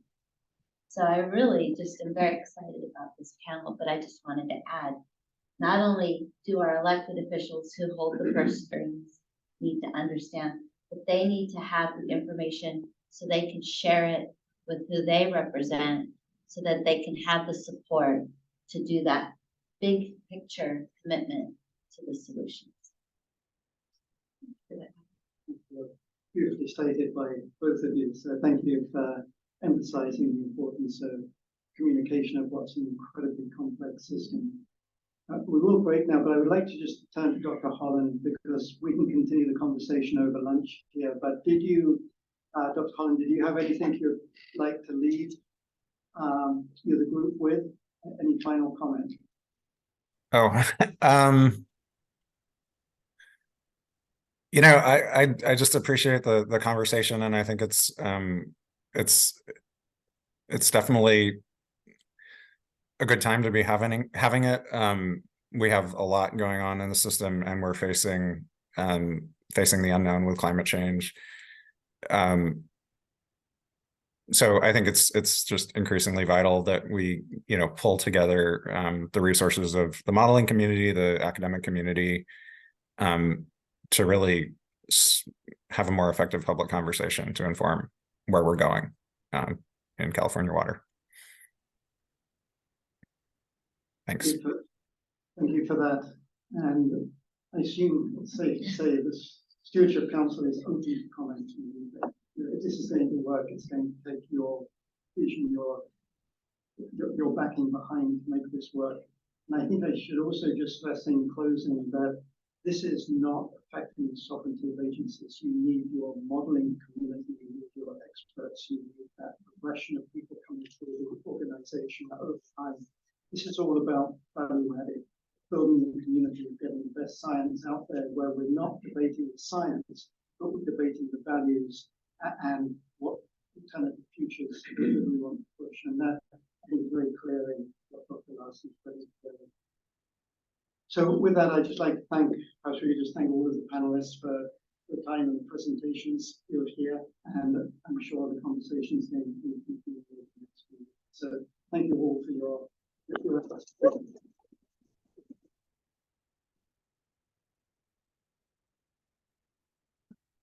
Thank you so much to Dr. Peter Goodwin for moderating such an amazing, informative panel. Again, I want to thank all the panelists again for this very informative presentation and discussion, how the modeling collaboratory again, help us in the Delta. And I do totally agree with you, Dr. Goodwin. It's how do we get a better ROI on our modeling efforts? I absolutely agree with that. Just as a reminder, the Council and the Delta Science Program are finalizing an integrated modeling strategy that will build on the work of Co-Equal, and we may reconvene the Delta Agency Science Work Group in the coming months to continue discussing this with your science leads and including a discussion on the draft modeling strategy document. And it's also my understanding that the Co-Equal team will provide updates at future meetings again, and stay tuned. Eric, is there any public comments on this? Wonderful. Okay, we were gonna give you a 30-minute break, but now we ran in 30 minutes. So I'm gonna give you now a 16-minute break. 16 minutes. We'll be back at 12:15. We're gonna again meet in the foyer for those that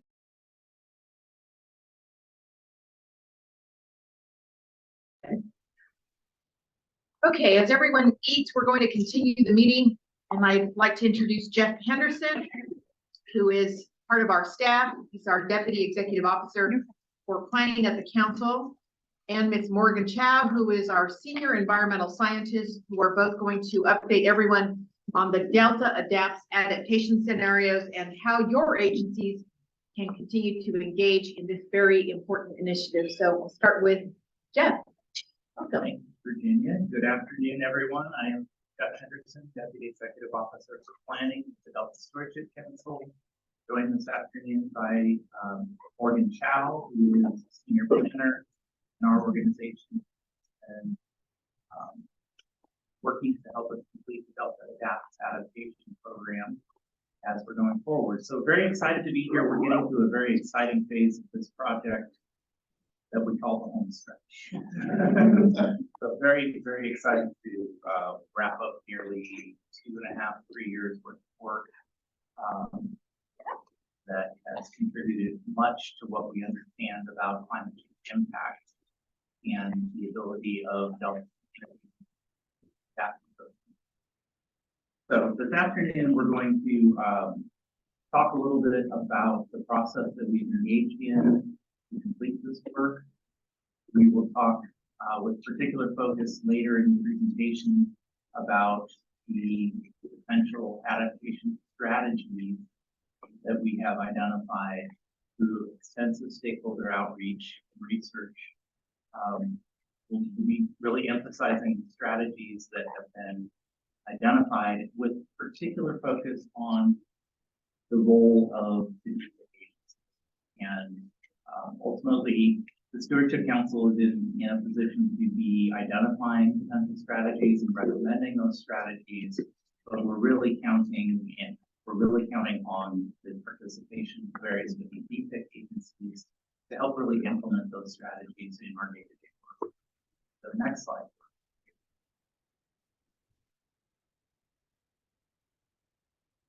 So we really feel this work is an example of why the DPIIC was created in the original Delta Reform Act.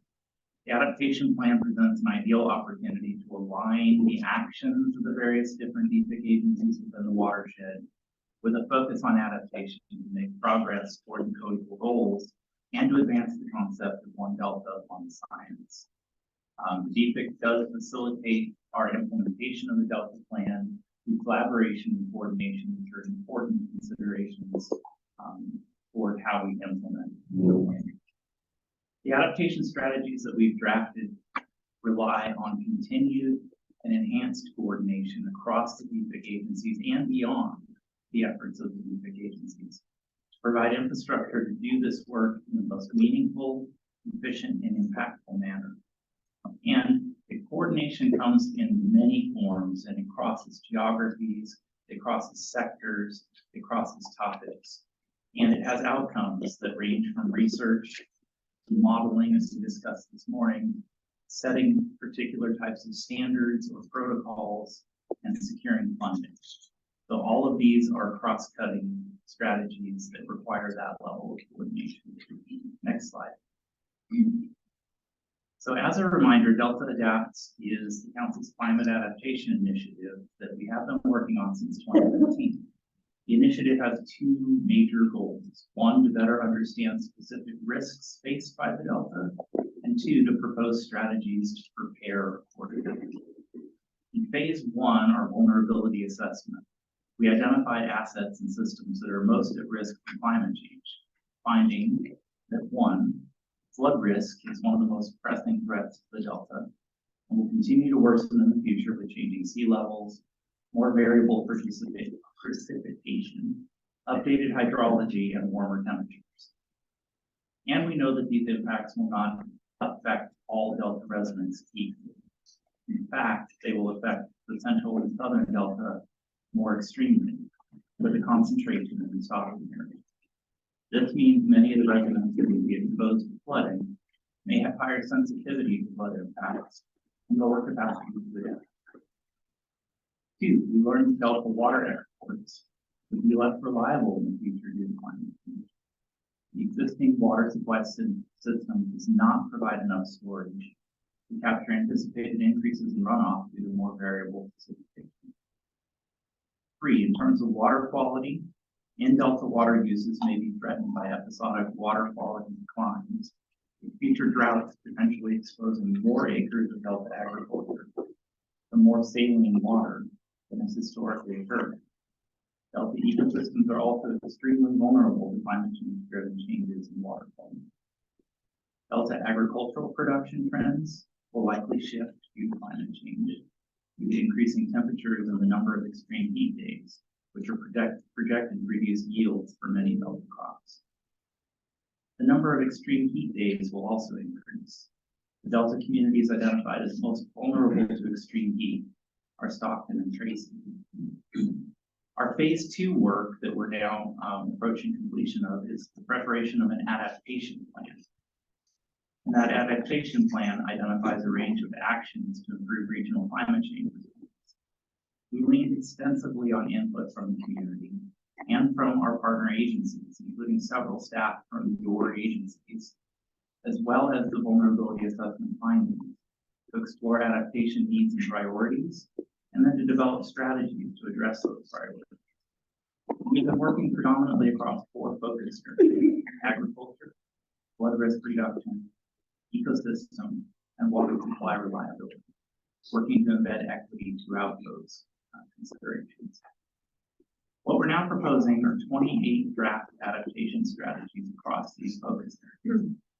They include both physical and management level actions. Many cut across multiple focus areas and will be realized differently depending on specific focus. In addition, we're identifying likely costs and potential funding sources. And as we emerge with these adaptation strategies, we're planning to release a draft adaptation plan for public review in January. To accompany release of the plan, we are planning targeted outreach events in communities of Antioch, Pittsburgh, and Stockton, as these areas have some of the highest social vulnerability to climate change. Next slide.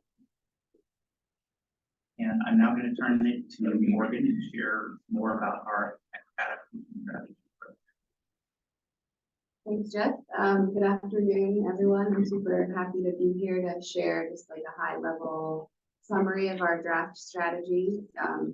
So first, as Jeff mentioned, we're really working to incorporate equity throughout all of our strategies. I just wanted to share some of the main three areas where equity is showing up throughout the strategies when we talk about strategic climate adaptation for the region.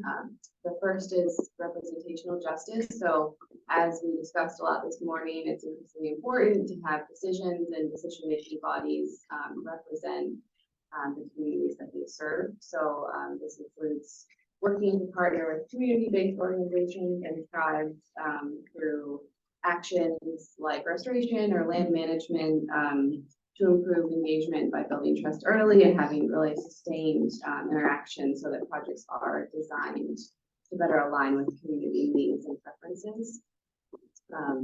Also throughout our strategies, we really focus on trying to prioritize investments in communities that are the most socially vulnerable to climate impacts. So that starts with considering who has the highest risk And that can look like increasing green space in areas that have the least. So particularly in our urban communities in the Delta that have less tree cover, more impervious surfaces, and really face more severe impacts from extreme heat events. For prioritizing levee investments and working to build flood resilience in areas that have the highest flood risk. And that can also often be areas with very low flood insurance rates or low access to housing, and then that compounds with communities that have additional evacuation challenges and our floods. Supporting small water systems, communities, for example, that rely on wells for drinking water. And then another example would be to work with tribes that are exposed to contaminants through cultural practices. And the last is something that also has come up a lot this morning, and really the identified need to really amplify our communication effort, particularly around climate risk, to make those efforts more culturally appropriate, so to reach communities that we haven't really traditionally been able to reach. And this really covers a broad array of topics like flood risk, the importance of Delta agriculture, and really the cost and the benefits associated with restoration projects around various communities. Slide. So we'll dive in according to focus area. As we have 4, as Jeff mentioned. We're just going to kind of give an overview and then a strategy example for the group. So for our ecosystem first, we know really the value of our Delta ecosystems for habitat, for species refugia, for migratory pathways, and we know that our Delta ecosystems are also help us buffer impacts from climate change. From our vulnerability assessment, we also know that these ecosystems will continue to be stressed and have limited space to migrate. So our strategies start with really working to strengthen the ability of the ecosystems to adapt, beginning with restoring and connecting habitat to meet our Delta Plan restoration targets, correcting flows and reversing land subsidence where possible. The strategies also aim to protect native species and biodiversity, limit invasives, and enhance our urban ecosystems. And throughout the ecosystem strategies and implementing actions, we also highlight the co-benefits where they exist. So knowing that ecosystem restoration can reduce flood risk, improve water quality and storage through attenuation of floodwaters. And then, as I mentioned before, looking to enhance access opportunities where possible, and really noting where we can reduce greenhouse gas emissions. And lastly, I think this is also sort of touched on earlier, but in order to really continue to direct funding towards restoration, just being better at documenting really the quantitative benefits of restoration projects. Next slide. So this strategy example is really focused on meeting our Delta Plan restoration targets by both protecting existing habitat and also prioritizing strategic and functional locations for multi-benefit projects that are at appropriate elevations and include both intertidal and upland migration space. So working to do these projects alongside tribes where possible, and really improving our restoration design to adapt to changing salinity conditions. And just a note about all of our strategies, where here we have the lead agency being the Department of Fish and Wildlife, and then several partners listed. And when we say lead for our strategies, we're really thinking about the agency that makes the most sense in a leadership role, and less so around the specific regulatory authority of the agency. And then also just to note for our strategies that within our 4 focus areas, our strategies have like a primary goal of supporting that area, but we recognize that a lot of the actions and issues that the strategies address are cross-cutting. So that will also be called out like in our draft plan. Next slide. So the next focus area is agriculture, and we know that agriculture will and continue to be, and will continue to be a fundamental part of the Delta's history, culture, and economy. It's the economic engine of the region. It provides jobs and approximately 4.5 billion annually in economic output. And there are a number of diverse crops grown in the region, including corn, alfalfa, wine, tomatoes, wheat, asparagus. And we know that also climate change poses a lot of threats to Delta agriculture, with some that were touched on already, but with variable precipitation, saltwater intrusion, water quality challenges, flood risk, and then extreme heat and reduced chill, all of which threaten our yield and our crop yield and quality. And then in addition, there's subsidence, urban land use, soil erosion, and our aging levee system that compound those threats. So our strategies really start here with building a climate resilient agricultural economy and equipping farmers to adjust and adapt, starting with climate smart, like on-farm practices. So including actions like irrigation efficiency, building soil health, on-farm plant diversity, and adjusting crops where applicable. They continue with working to build equitable, sustainable food systems, so promoting diversified farms and labor and workforce development opportunities, and as well as improving local food access and access to foods. And additionally, some of our strategies touch on diversifying income opportunities on agricultural lands where possible, with things like agritourism, recreation systems like livestock, cropping integration, access to environmental credits, things like that. And then lastly, our strategies touch on cooperatively identifying strategies to retire parts of ag land where possible if there are other high value land uses. Next slide. So this strategy touches on, like I just said, where agricultural production may be less economical, considering other land uses that if they would have high value on the land.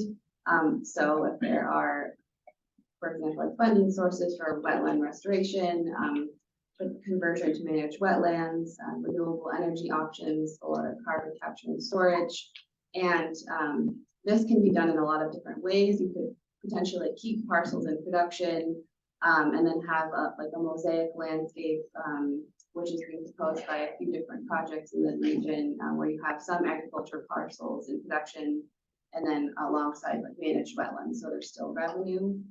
And then I think the primary consideration for this strategy is really to think through like who is benefiting and who is being impacted by land use changes, and to really make sure that you're considering communities, particularly those that are dependent on agriculture for their livelihood. We have a Delta Conservancy for this strategy. Okay, next slide. So for flood risk reduction focus area, we know that flooding in the Delta affects everyone, especially being at the model earlier today. We know that climate change is affecting our whole systems, water from inflows, tide, storm surge, and our flood control and water supply operations. So our strategies start here with improving our understanding of flood dynamics in the Delta. So very close relationship to what we just heard around the collaboratory, and understanding interactions with climate change, floodplain management, subsidence, and community vulnerability. Another strategy is the need to strengthen and upgrade our levee system to really continue to incorporate climate change considerations. Restoring habitat and our nature-based solutions can really help, as I mentioned earlier, address floodwaters and also support ecosystem health. There's a need to improve our flood preparedness, which includes updating response plans, hydrologic modeling, and really continuing to build better flood fighting programs. Next is to promote cutting edge technologies for flood prediction, such as like real-time monitoring of levees, prediction and prevention technologies, back to communication again, really working to be better at flood risk communication and being more culturally relevant, improving our communication channels and methods for communication. There are strategy and actions around land use considerations, so thinking about where development happens and considering options for buyout programs or relocation where that would be feasible in flood-prone areas. And then lastly, we also recognize that a lot of flood risk reduction in the Delta is happening, requires activities actually outside of the Delta itself. So managing and improving upstream storage to capture, store, and release water in a better way through reservoir management, floodplain diversion, aquifer recharge, and others. Next. So this strategy is just really highlighting the specific strategy around levees, so improving standards and monitoring efforts so that levees as a system are more adaptive to future climate risks, and that climate and equity are incorporated in investment decisions. We also recognize that part of levee management is non-structural and nature-based, so really knowing that riparian and marshland habitats can help absorb and release floodwaters and reduce erosion. And setback levees were mentioned earlier today, so that's incorporated here too. And the lead here is Department of Water Resources. Okay, next slide. So the last focus area for our strategy is water supply reliability. We touched on that some this morning, but the Delta provides approximately 27 million Californians and more than 3.5 million acres of agricultural lands with water, and which is going to be impacted by warming temperatures, decreased snowpack, shifts in timing and magnitude of runoff, precipitation variability, and sea level rise. And the infrastructure that provides our water supply is also at risk of flooding. And so our strategies start with reducing reliance on the Delta to build resiliency, starting with conservation and development of local water supplies, expanding surface and groundwater storage to help diversify supplies, improving or modifying our infrastructure, which we'll touch on in our example, and considering modifying reservoir operations and updating our water quality standards to adapt to peak runoff patterns and preserve flows. Next slide. So this strategy is focused specifically on our infrastructure needs for water in the Delta to improve our whole system flexibility, enhance our existing facilities, and really protect our freshwater pathway through the Central Delta, including salinity barriers, engaging water suppliers, and levee improvements, which is prosecuted with our flood risk reduction strategies. And one of the main considerations here is to note that changing Delta infrastructure can have localized impacts on communities, and that they therefore, of course, need to be involved in the planning process, including the design phases, and that water quality, disproportionately impacts certain in-Delta users. And the lead here is also the Department of Water Resources. Next. So Jeff touched on this a little bit at the beginning, but so the strategies are really the meat of our plan, but there are other components that you'll see, including the regional considerations. So really noting that there are differences for adaptation strategies in the North, Central, South Delta and Sassoon Marsh. That also we recognize a lot of this work is already being done by our agency partners, and that we will, in our plan, call out case studies that really highlight and exemplify the strategies that we want to see moving forward into the future. And that we do, at a high level, recognize that there are a lot of trade-offs in decisions that need to be made with adaptation associated with some of our strategies. And we outline some of the potential costs for adaptation and potential funding sources. And then lastly, we have compiled a short list of short-term priorities for starting with implementation. So this is just a recap of the timeline that Jeff shared, where we really started engaging with folks and around adaptation after our vulnerability assessment was done in early 2021, And we're working to have a draft adaptation plan for public review in early 2024. Next slide. So if we have some time, we have just a few probing questions for the group to just hear your initial reactions to this framework for our plan, and the example strategies we shared, like what you're most excited about engaging in, if you have specific concerns, and also I think really the main question is like how can DPIIC help implement some of the strategies that are called out in this plan. Thanks. Thank you. So are there any, I'm sorry. Again, thank you, Jeff and Morgan. Are there any particular thoughts with regard to these 4 questions? Is there anything that stands out in terms of concerns, strategies that come to mind? And how do we, again, ensure successful implementation with DPIIC through DPIIC? And I'll just highlight one thing, and I think it was you, Morgan, well, it's actually both of you, in terms of this whole adaptation process scenario, I think it's going to become, again, very, very key and critical as we're talking about taking farmland out of commission, as we're talking about diversifying crops, as we're talking about, again, we're changing really the landscape of the Delta for many. How do we get buy-in from the community? How do you tell a farmer that they're no longer going to be able to farm, 400 acres, now it's going to go down to maybe 250 acres. And again, how it's going to impact them, how it's going to impact their community, how it's going to impact their workforce. So I think there's I look at this and I'm thinking, my God, it's so complex, but we have to come up with a strategies, if you will. So would entertain just a frank and candid discussion. I'll jump in. Yes, absolutely. You brought up agriculture.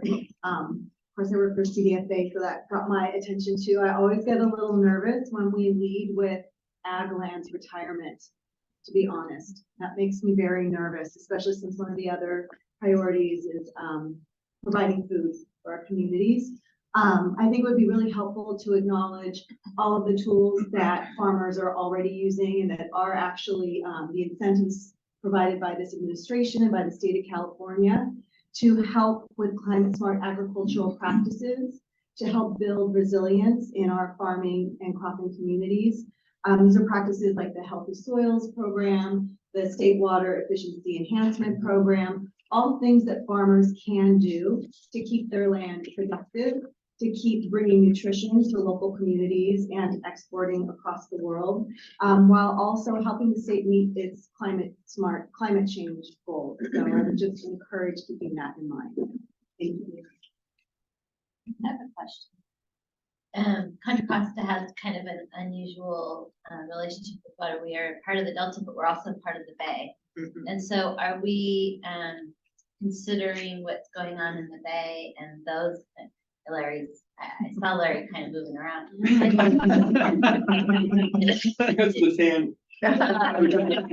But my question is, because Contra Costa is now kind of looking at sea level rise, and we just had BCDC do their thing. We're going to have the Stewardship Council bring that.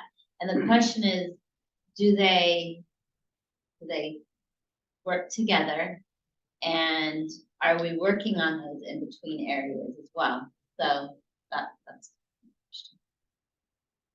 Well, I would offer that we have been working collaboratively with Larry's team for the past 2 or 3 years as they adapt is moving forward, as Delta adapts, as they adapt is moving forward, as Delta adapts is moving forward. So there has been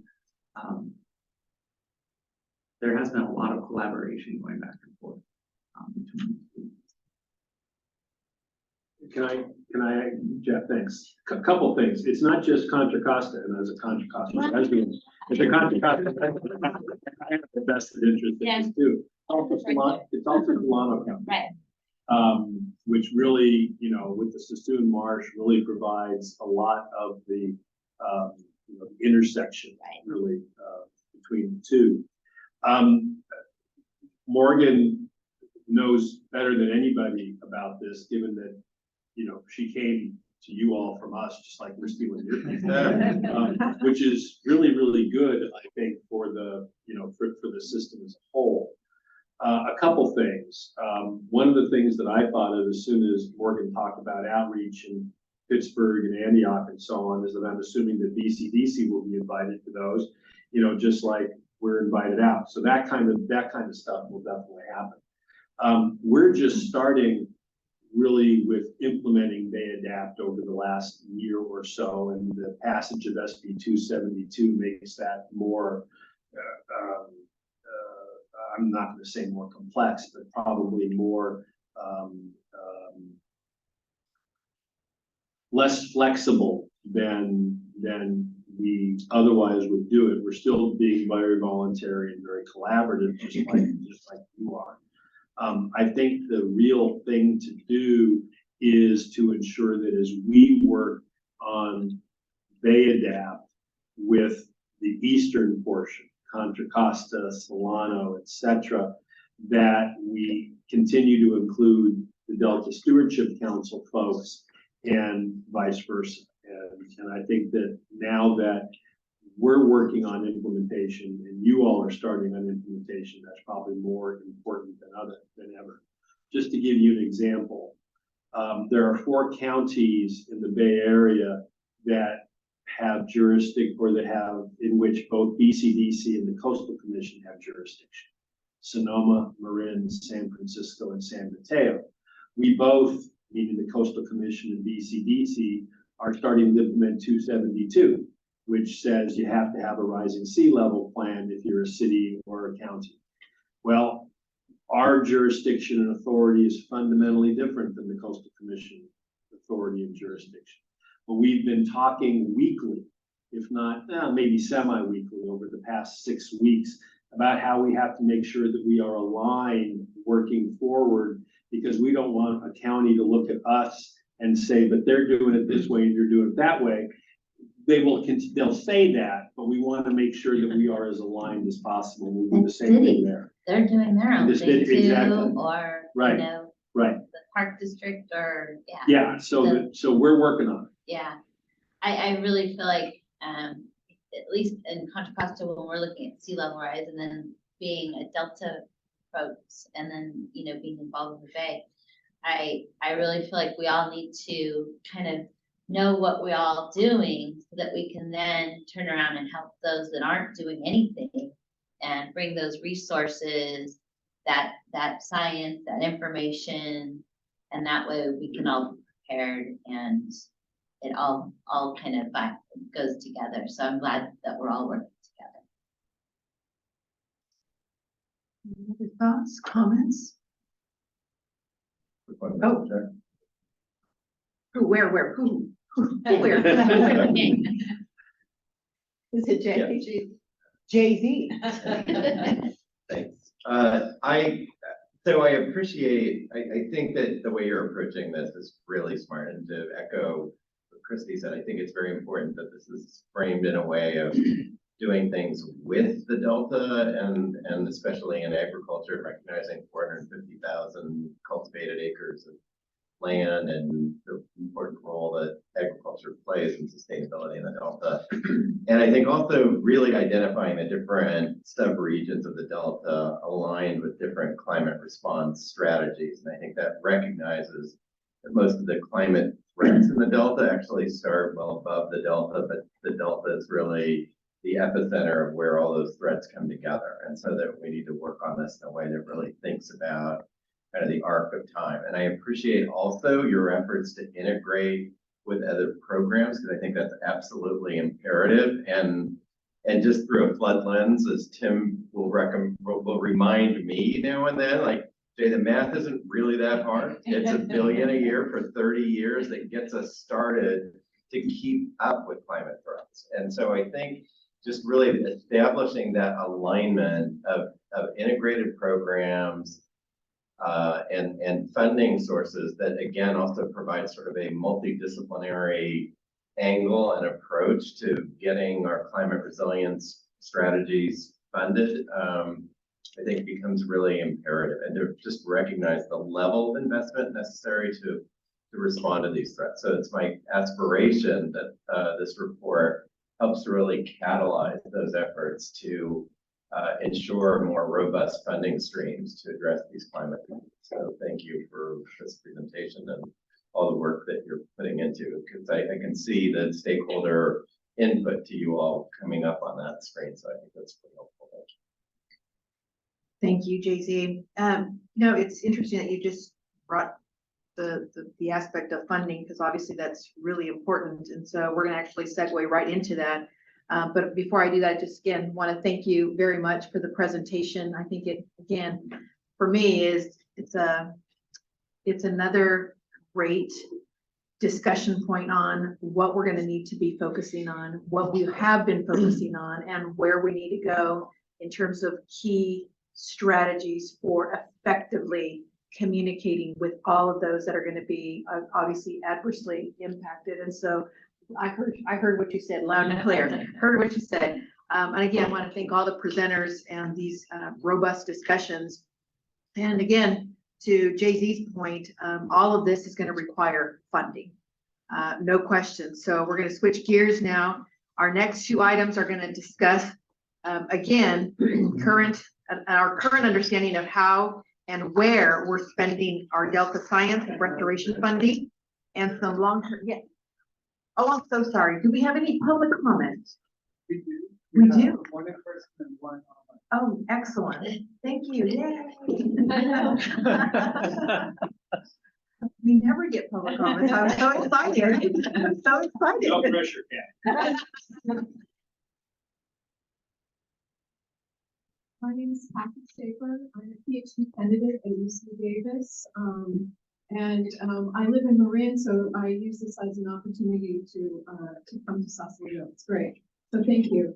I'm a flood wonk, and my issues and all the things that I think about are how do we recover from the floods that will happen? And I appreciate the comment, the document. I think it's a wonderful first start. But I would also kind of note that resiliency is talked about in, I think, the first page, the first couple pages. And I just want to highlight that resiliency includes recovery. And although we like to think that the risk of flooding in some of these places may be small, the risk is not zero. I just want to kind of make that point to both DC and the Delta Stewardship Council that adaptation should also include consideration that floods will happen and that recovery is a component of it. I also want to highlight that predictions of low probability, high consequence events require us to think differently. We have, I recognize that other than probably a handful of us in the room, no one cares about floods until it is the only thing you care about. And so as we think about stakeholder engagement, I think it's also important to remember it's going to be really hard to get people engaged and thinking about floods until it becomes the only thing that they think about.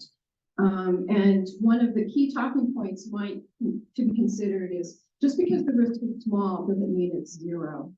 I currently have a pilot ongoing, a flood insurance pilot ongoing with the town of Isleton in the Delta. They're the first community that I know of in the nation to form a geologic hazard abatement district for the purposes of finding a community-based insurance solution. And I will tell you that as we try to find funding to support this effort, pre-disaster recovery planning funding is almost non-existent. After the disaster, there is truckloads of money, but before the disaster, there is almost none. And so one of the things that we can start to think about is how do we engage the community and thinking about the disaster, thinking about how the community will thrive and recover after the flood event. And just Isleton is a community located on Brannan Andros Island. In 1972, in the summertime, a maintenance worker impacted the levee and the entire town was inundated. 800 homes today would be inundated.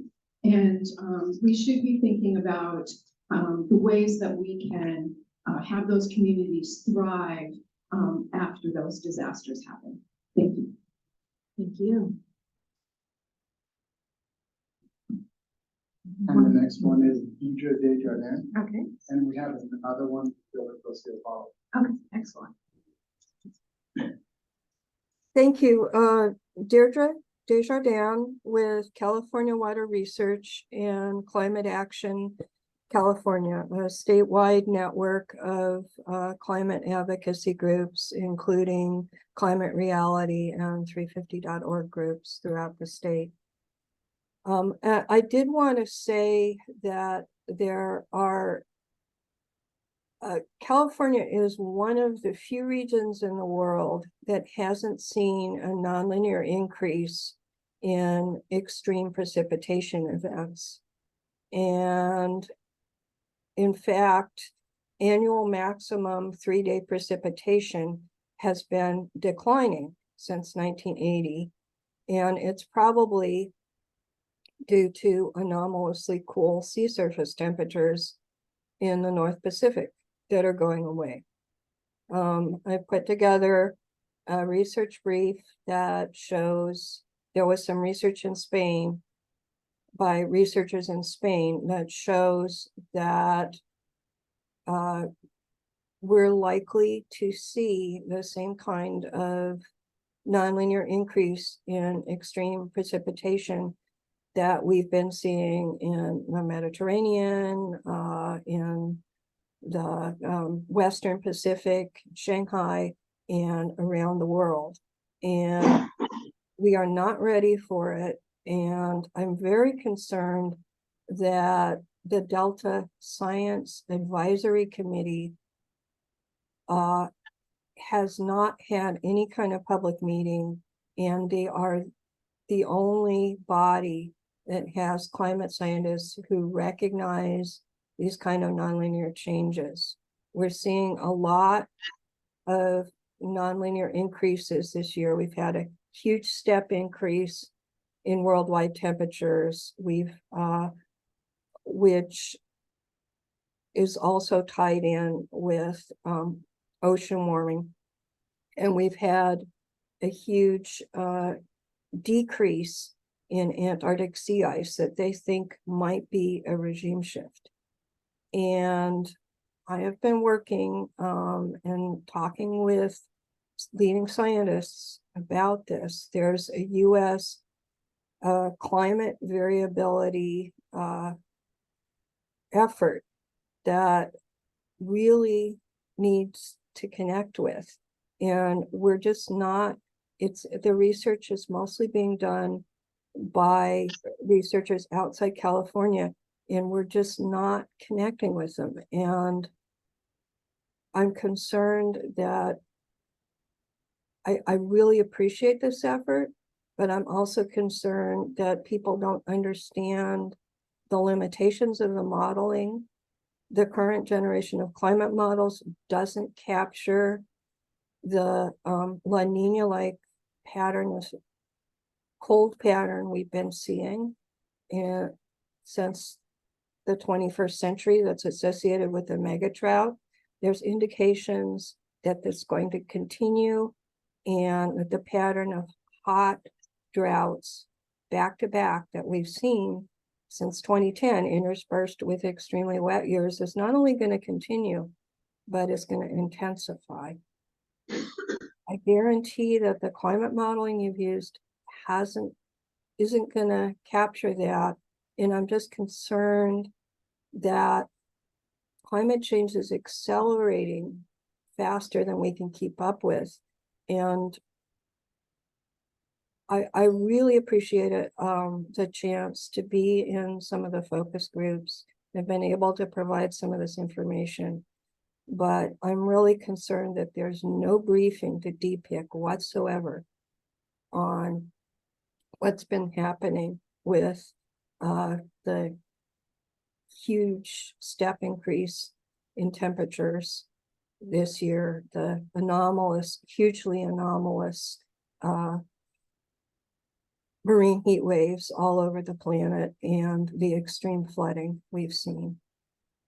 There's no briefing for you. There's no synthesis. There's no attempt to connect with the research that's being done at US CLIDAR. And you really, really need to do that. So I'm hoping to recommend it, and I really hope that the Delta Science Advisory Committee will start reading publicly, since it is a standing committee. It's required by the Bagley-Keene Act.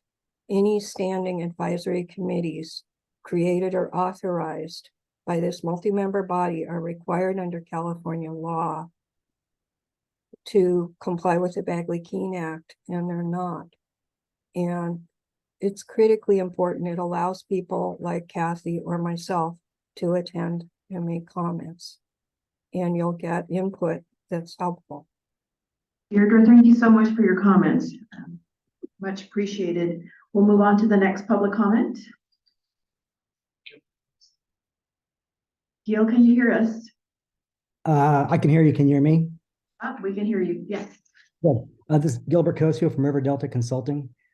First, I want to thank Kathy Schaefer for bringing up the real cause of that Brandon Andrews levee break in 1972. Not too many people realize it was actually human error that failed that levee, but it was. I remember years ago, I worked for Brandon Andrews, and I talked to the superintendent who was conducting the work, and he said it was just a terrible, terrible thing that happened. And once that water started coming through, there's nothing they can do about it. Anyway, little sidelight. What I want to address is Ms. Medueno's question about how are we going to convince farmers to change. And I think you can start doing that now, but you got to show them the math. I think, like Ms. Birdsong indicated, they can do different things, but they've never seen the math.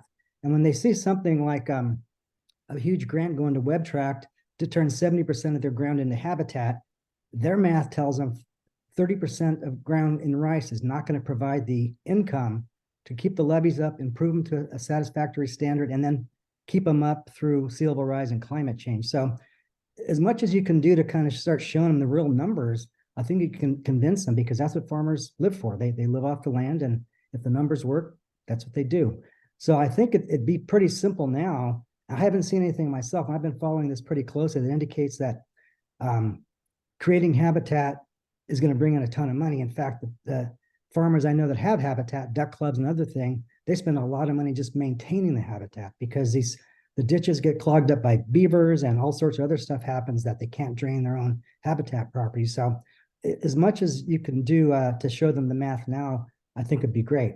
The last thing I want to say, I want to thank Jeff and Morgan for their presentation. And I have to say the Stewardship Council staff has been doing a great job reaching out to farmers and others and trying to get them in these focus groups. It's just so hard sometimes to bite off a lot of their time, especially on a planning thing. So I've been trying to keep up as much as I can, but I think the staff there is doing a great job. So that's all I have. Thank you. Thank you, Gil, and couldn't agree with you more. Our staff does an amazing job. So again, thank you so much. Are there any other public comments? Okay, excellent. Okay, as I was saying before public comment, we are now going to talk about, again, how we're going to be spending Delta Science and Restoration funding and discuss some long-term Delta restoration funding needs. And so first up is the release of the fiscal year 2021-2022 Delta crosscut budget. And I'll ask Mario Monzo, Deputy Manager of Reclamation's Bay Delta Office, to kick off this discussion. Mario? Yeah, thanks for having us. Pretty exciting. It's our 4th year of doing this. So that's testament to all your support and your staff support and getting this information together. Also thankful for continued support from Currently Less, Edmund Yu in the Delta Solution Program, and also Amanda Cole. She's been great for helping us get all these together. And then my staff with Melissa Blockton and Brooke White. And what I'm most thankful for is the timing worked out this year to have Brooke White. She's our Program Integration Division Manager, and she's actually the one that's been doing all the work behind these fabulous reports that you've seen all these years. So it's great to have her here and present all the work. Without turning over to you. Thank you. Again, yeah, my name is Brooke White. It's nice to be here. That was a great tour. Over 10 years. Thanks. Green light. Green light on. Just make sure you speak it. Try the volume. Try the volume now. Yes. There you Okay, go. so Yeah. I can't tell. It's a group effort. Anyway, yes, thank you. Again, sorry, quite, your recognition, really excited to be here for having me. As Mario said, this is our 4th year, reporting on the crosscut budget.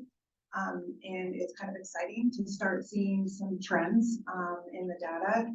I know that, Mario already gave, thanks, but it definitely has been a team effort. And it's nice that things have started to smooth out a little bit. We're starting to kind of understand the data and kind of where it fits in this report.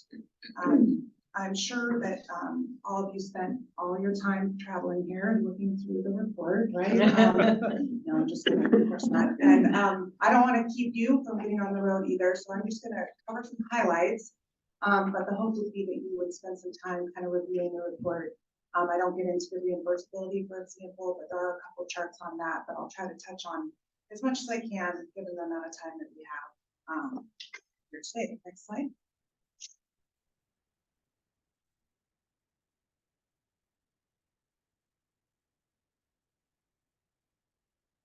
Okay.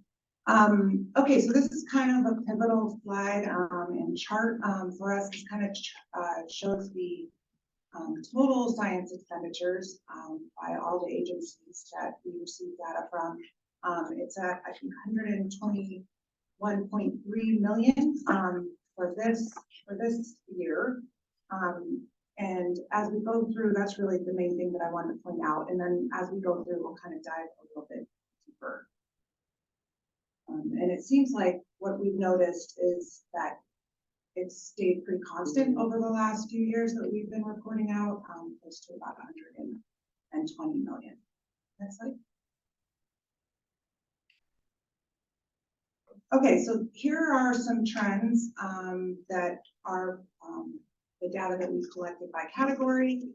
Over the last 4 years, we kind of expected that the core monitoring and the synthesis would be relatively constant. So it kind of matches what we've been thinking. Those 2 categories kind of focus on regulatory compliance activities. For the targeted foundational research, and this may have been stated in previous presentations, but that initial increase from year 1 to year 2 basically was a big investment by Reclamation on the reinitiation of consultation for the LTO, and then DWR also invested some significant funding in model development, CalCIM2 and DSM2 and other models. Let's see, there are kind of three agencies, so Reclamation, DWR, and the Council, that kind of consistently report and kind of have the highest expenditures over that 4 years. But it's important to note that there are other funding agencies, and we'll get into this in a minute, that kind of their reporting is a little bit varied over the different years. Also, the first years of reporting had some discrepancies, and this was mostly related to different interpretations, whether it's the categories, kind of what data fit in the different categories, and then also the geographical scope, which is, as you know, the Delta, and then includes students in YOLO. The other thing to note, I think, is that the reporting is focused on expenditures and not obligations. And because funds can get obligated in a given year, but not necessarily expended in that year, the annual increase or decrease in expenditures does not necessarily indicate whether there's budget growth or a reduction. Okay, and we'll continue to look into kind of some of these trends. Again, it's been 4 years, but as we all know, it takes a few years for us to kind of really start seeing what the trends are. Next slide. Okay, so here are kind of the major contributors that show expenditures. They've been pretty stable, I think, and I think I would go out on a limb and say probably we'll see that going forward as well. We'll see the amount of funding being pretty consistent with what it's showing in this chart. Next slide. All right, so this is a fun chart. Don't get dizzy. But it does show kind of the variability in science funding for the other agencies that have been investing. So it's different than the 4 large contributors, right? And you can see the scale on the y-axis is smaller. It's in the millions versus the previous slide was in the tens of millions, but that was kind of the point, was to kind of zoom in and kind of look at this. You know, maybe worth diving in to see what these agencies are funding and see more about what the kind of the trends look like. One question maybe for this group is this the kind of variability that we want to see or that we should expect to see, I guess, or should there be some kind of stability or predictability? But it is an interesting chart. Next slide. Okay, now we'll switch over to kind of habitat restoration and improvement type funding. This is different from monitoring and research. Many times with research and monitoring, it's kind of an annual expense, where with habitat, we tend to expend it in large chunks. Projects that we work on, as many of you know, are pretty large, and there can be pretty large swings, I would say, of habitat funding. And this can depend on a lot of different reasons, but you know, what we're actually going to build that year, and then what sources of funding we actually receive to get going or complete some of these projects. Okay, next slide. Okay, so this last chart kind of just demonstrates the sources of funding by agency. Specifically for habitat, I think it's interesting that the state definitely has more agencies that are participating in habitat restoration and improvement than on the federal side. So this just kind of lays out all the different sources of funding, and then, you know, some of them, the agencies that are participating in habitat restoration. Okay. Next slide. So next steps. There's a Delta Science Tracker tool that I think has been presented, and probably most of you know about it. We would like to start utilizing that tool. We're about a year in. We have not been successful yet, but there have been a lot of other actually agencies and folks that seem to be starting to put that information and data into the tracker. And that I think will be really helpful to have kind of all those projects and all the data in one spot. And then we look forward to using that hopefully in future reporting. And then also in the past, we've sent out kind of a generic survey asking for everyone's input and feedback on the report. And we haven't had a huge participation rate. So I think this year we're going to do some targeted outreach, and we'll reach out to folks that have provided feedback in the past. But of course, if you're interested in providing feedback, please reach out to Amanda, myself, or Mario. And we are always interested in improving this report and making sure we provide the information that's helpful for this group. And that's all I have. Great. Thank you to both Mario and to Brooke. You know, Mario was the face and presented the last time, and so I automatically went to Mario and said, we're so excited to hear you speak and get this information. And Brooke, again, he said, no, it is Brooke. Brooke is the champion. So thank you. Thank you both. Questions? Yes, we'll start with Bruce. On figure 7, I was just looking at the numbers you were talking about, federal and state percentages. So my question is, for habitat restoration, and you're probably not going to know this answer, and it's intimidating to ask questions in a room full of so many smart people, worrying that you're going to ask a dumb question. But how much is habitat restoration attached to sea level rise, or is it just restoration, or is it, you know what I mean? It's the reason why is because I look at that federal number and I think, can we do better? And how is it? So what is it tied to the goals?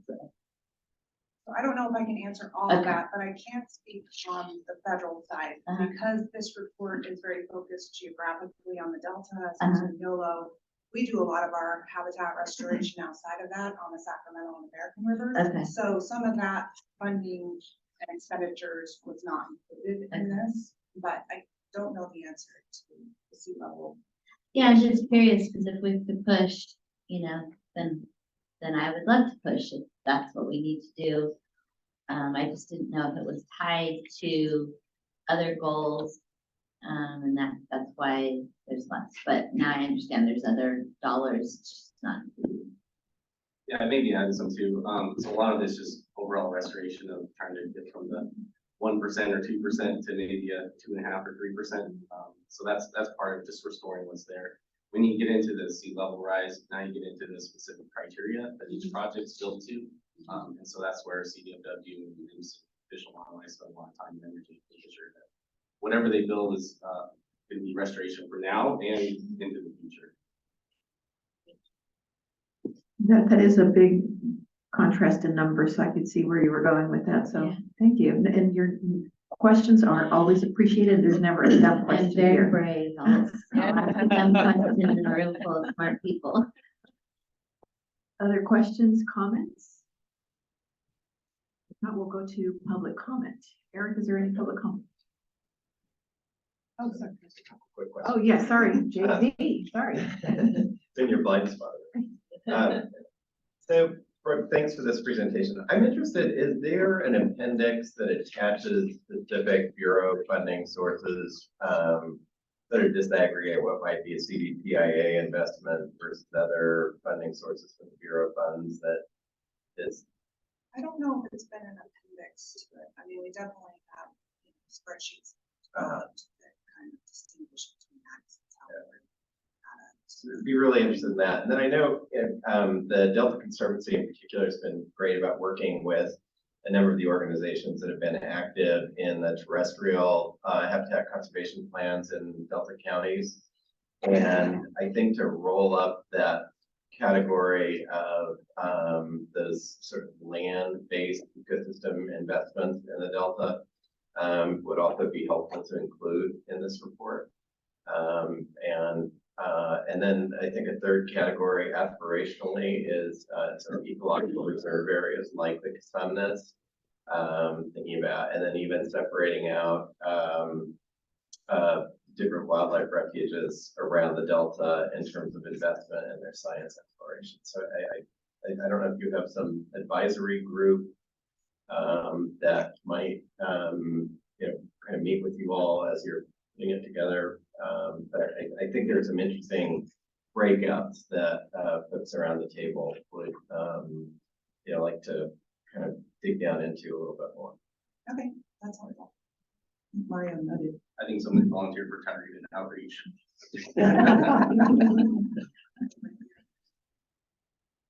Okay.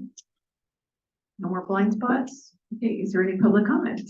There is one public comment. Okay. Okay.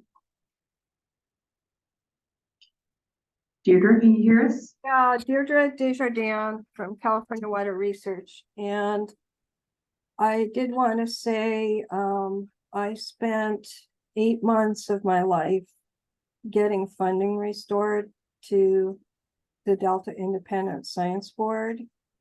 They were being told that they couldn't lobby for restoration of their contract funding, even there's specifically an exemption in the conflict of interest provisions, which allowed them to individually do so. And I'm concerned that there's still no public reporting. There was previously in the crosscut budget, up until about 2016, there was breakout reporting of funding for the Delta Independent Science Board. And I think it's also really important to revisit the advice that was given to them that they couldn't lobby to restore their contract funding. I know there was a whole kerfuffle around that, but my own attorney looked at it at the legal justification and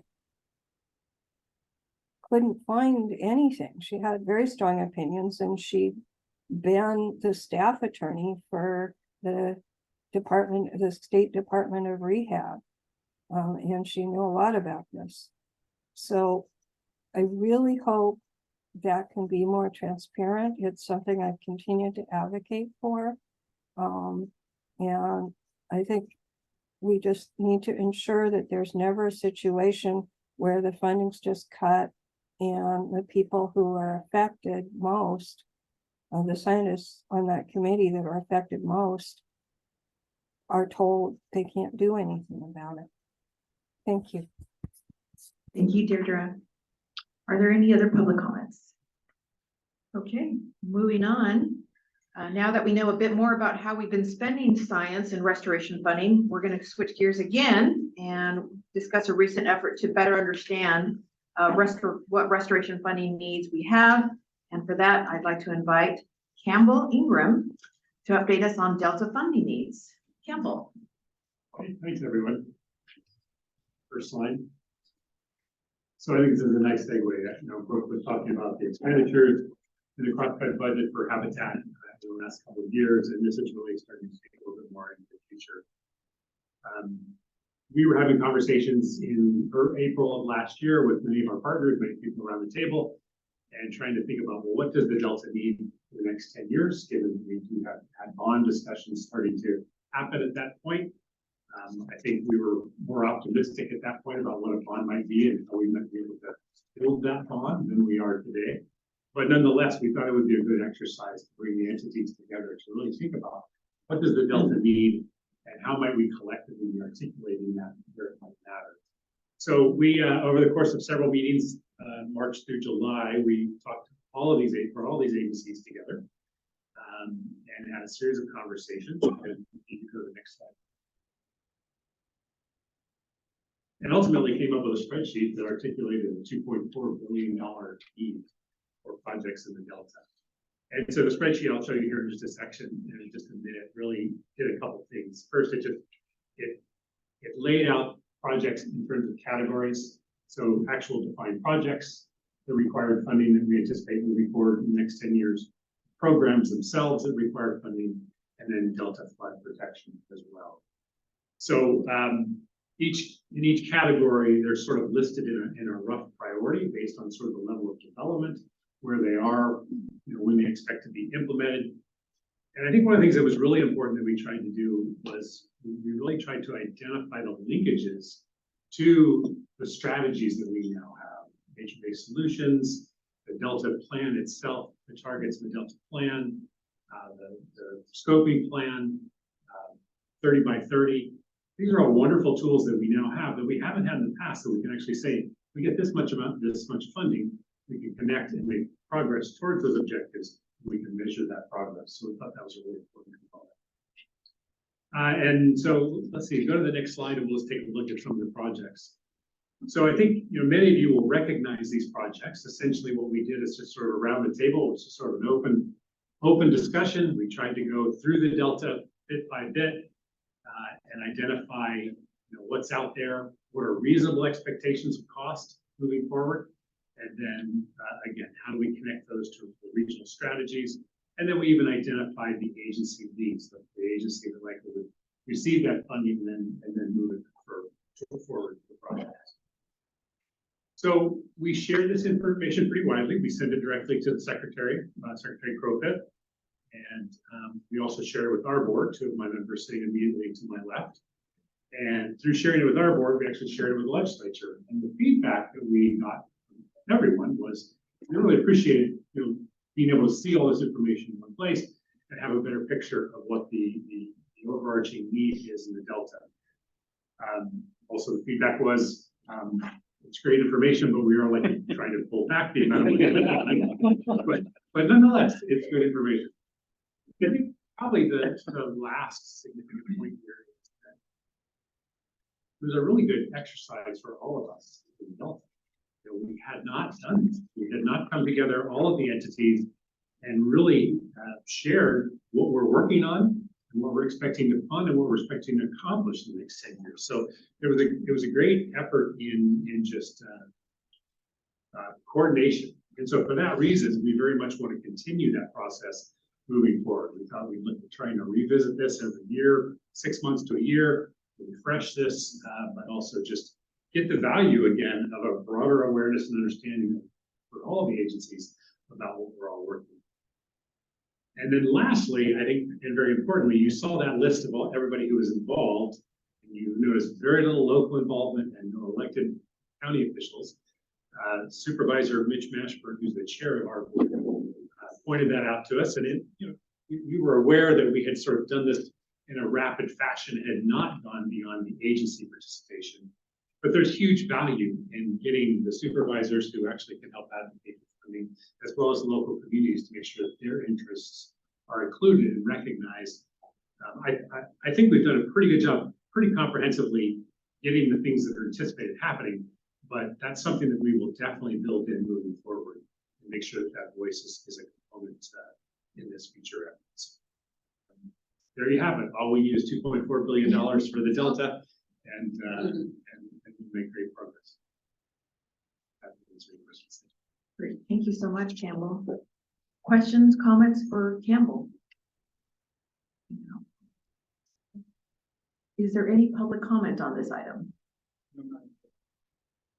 Campbell, I will take some of your comments here, some of these slides. I was sharing with Nancy earlier. We're going to have a meeting here with Secretary Crowfoot. I'm going to say, could you get your checkbook out, please?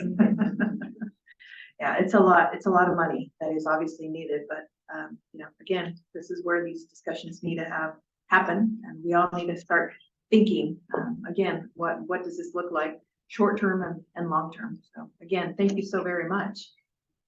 Is there any public comment on this item? There is public comment. Okay. Yeah, Deirdre again. So I've been looking very closely at the sea level rise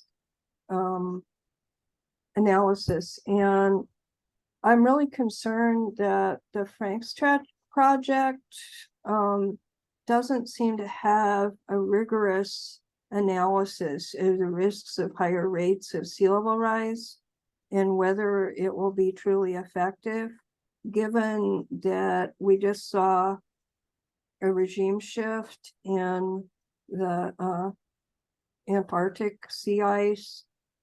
It's bringing back the scenario where we could see 10 feet of sea level rise by 2100. And I don't think Frank's tract has that. I think it's a real weakness of the project, and generally, I'm also concerned about the robustness of some of these projects with the kind of extreme flood flows that we could see in the next few decades. Daniel Swain said there's a 50-50 chance of arc storm like event over the next 40 years. And that's the time frame for these projects. And we just, I don't think it's been considered. And I really appreciate all the work that's been done, but you can't just use the coupled model in a comparison projects. There's large ensembles that do a much better job of sampling extremes, and they show a much higher probability of the extreme flood flows. And that's what Daniel Swain is using. DWR is not. So anyway, that's just a real concern, and our network will be raising that with these projects. We'd really like to see analysis using the large ensembles. Thank you. Thank you, Deirdre. At this time, I would actually like us to adjourn this meeting in memory of Phil Eisenberg. Many of you had the pleasure and opportunity to know him, to work with him, to be mentored by him. I unfortunately did not have that pleasure, but I did get to hear him on some incredible talks that he gave. And just want to read a few just important, I think, highlights. Phil Eisenberg was a mayor. Actually, he was the mayor of Sacramento from 1975 to 1982. He also served in the California State Assembly from 1982 to 1996. And he obviously represented the city of Sacramento. He was born in Gary, Indiana. And again, I didn't know him, but he also served as the chair of this amazing organization that we call the Delta Stewardship Council. Throughout his career, Phil Eisenberg championed good governance, independent science, and clear communication. And I'm going to say and credit his background as an attorney for that. The Delta, I'm going to say, and everybody who is here will probably say this and echo this, the Delta is a better place because of Phil Eisenberg. Without Phil Eisenberg, there would be no Delta Stewardship Council today, and there would be no Delta plan.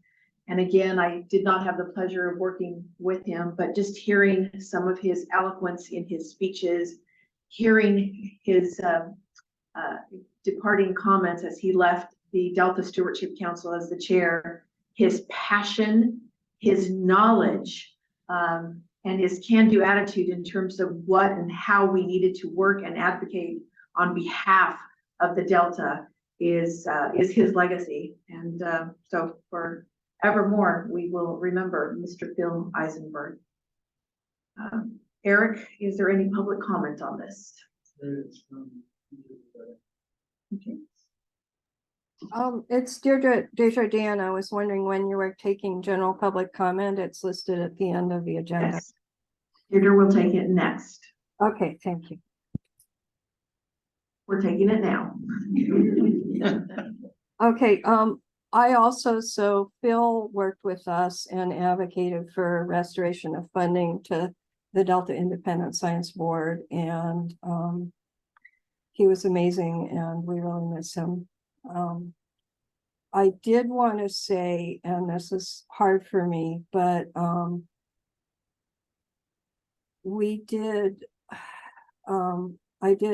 California Water Research did file, it did send the UC Office of the President a letter and a talk to USGS Ethics Office about conflicts of interest with the Delta lead scientist.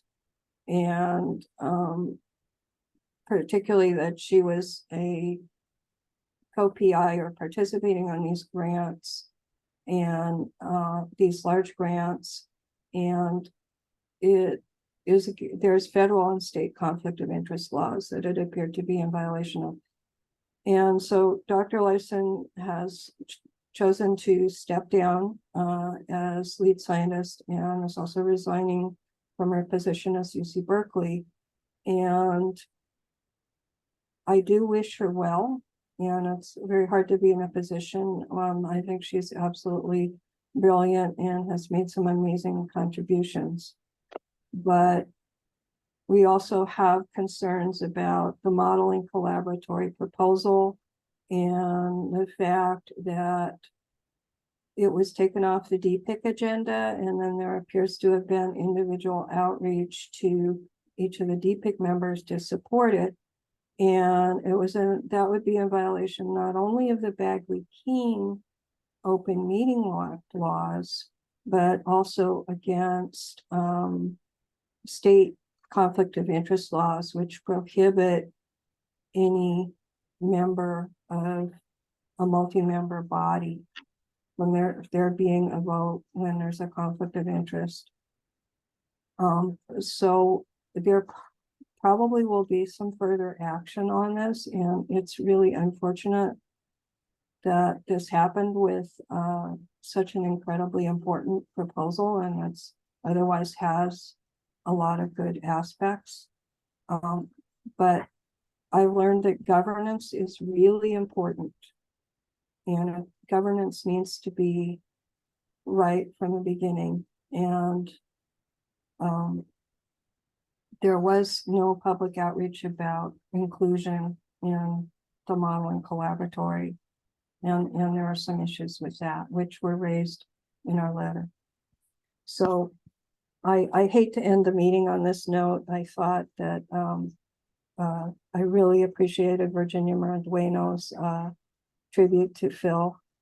But we will be informing you more about this. And we hope that some of the issues can be addressed with the next Delta League scientists. Thank you. Thanks for your comments. And with that, I want to wish everybody safe travels back. And with that, we will now adjourn the meeting, and actually a little bit early. I'm so happy. Safe travels, everybody. Thank you.